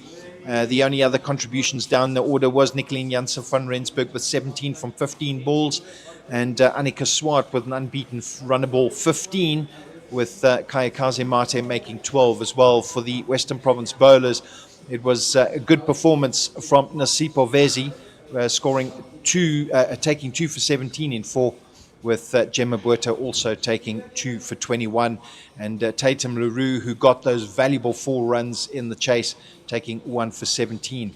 In reply, the Western Province women looked set to win comfortably until the Badgers came fighting back. Western Province ending on 115 for 8 with 2 balls to spare. Faye Tunnicliffe top scoring with 30 after being dropped on 12 by Kula off the bowling of Nicoline Janssen van Rensburg. And Yandiswa Mangala added 22 with 17 from Delmi Tucker. And the bowling, wonderful bowling from Kula, 2 for 23, 2 for 27 in 3 overs from Mate, and then Nicoline Janssen van Rensburg, 1 for 22 and 3.3 overs. Fisher, Abrams, and Hall contributed a wicket apiece, and there was a win by 2 wickets for the WSB Western Province women. Don't forget the inbound T20 International Series against Pakistan, starting on Tuesday, the 10th of Feb at the JB Marks Oval, and then the 2nd and 3rd matches on Friday and Monday, respectively, at Willamore Park in Benoni. And then you've got the ODI series, which follows. And don't forget the 5-match T20 International Series against India, starting on the 17th of April, with 2 matches at the Hollywoodbets Kingsmead Stadium in Durban, Friday and Sunday, respectively, followed by a double-header at the DP World Wanderers Stadium in Johannesburg on Wednesday and Saturday, the 22nd and 25th of April, and then the final match at Willamore Park in Benoni. A great win for Western Province, a hard weekend for the Golden Root Badgers, but thank you very much for joining us today. It was a lovely game to commentate. I think anyone that watched it on the grounds or at home, what a spectacular match it was right till the end. Yeah. Thanks for joining us, and we're going to go down to the post-match press conference now.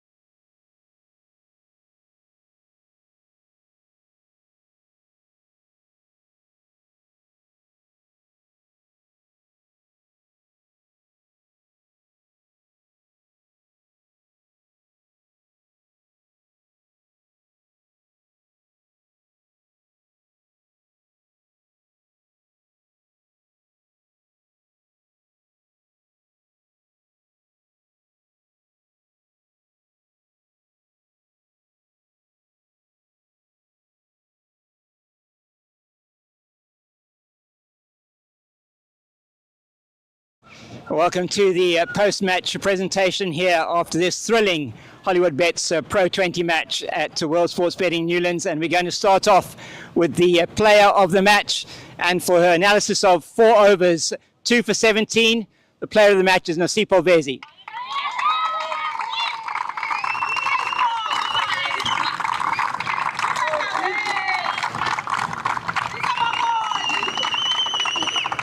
Nosipho, congratulations.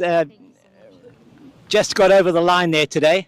Yes, I did. I've been practicing, so we play what you practice. Yeah. And you came on at a very important time. You took 2 big wickets. Certainly the one of Izelle was a big wicket for you. How did you approach it today?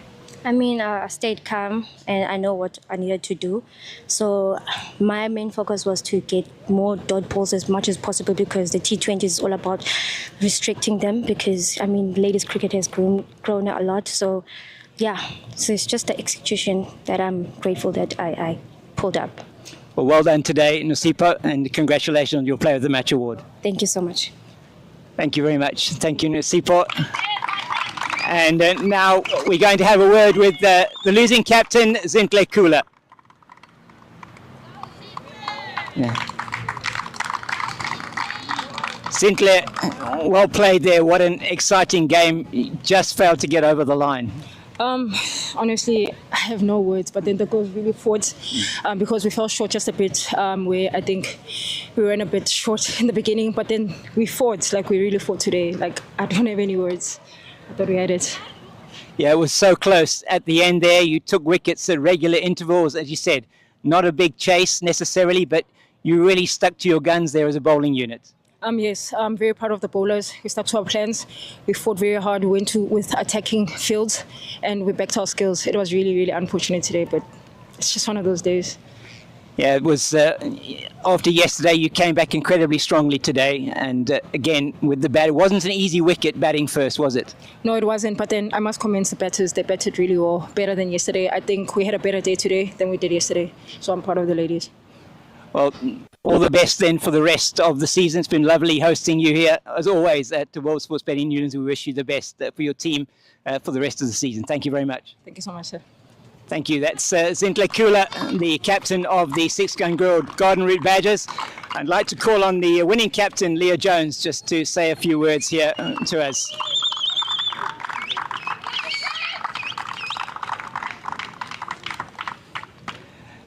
Leah, that was a really close one and just getting over the line.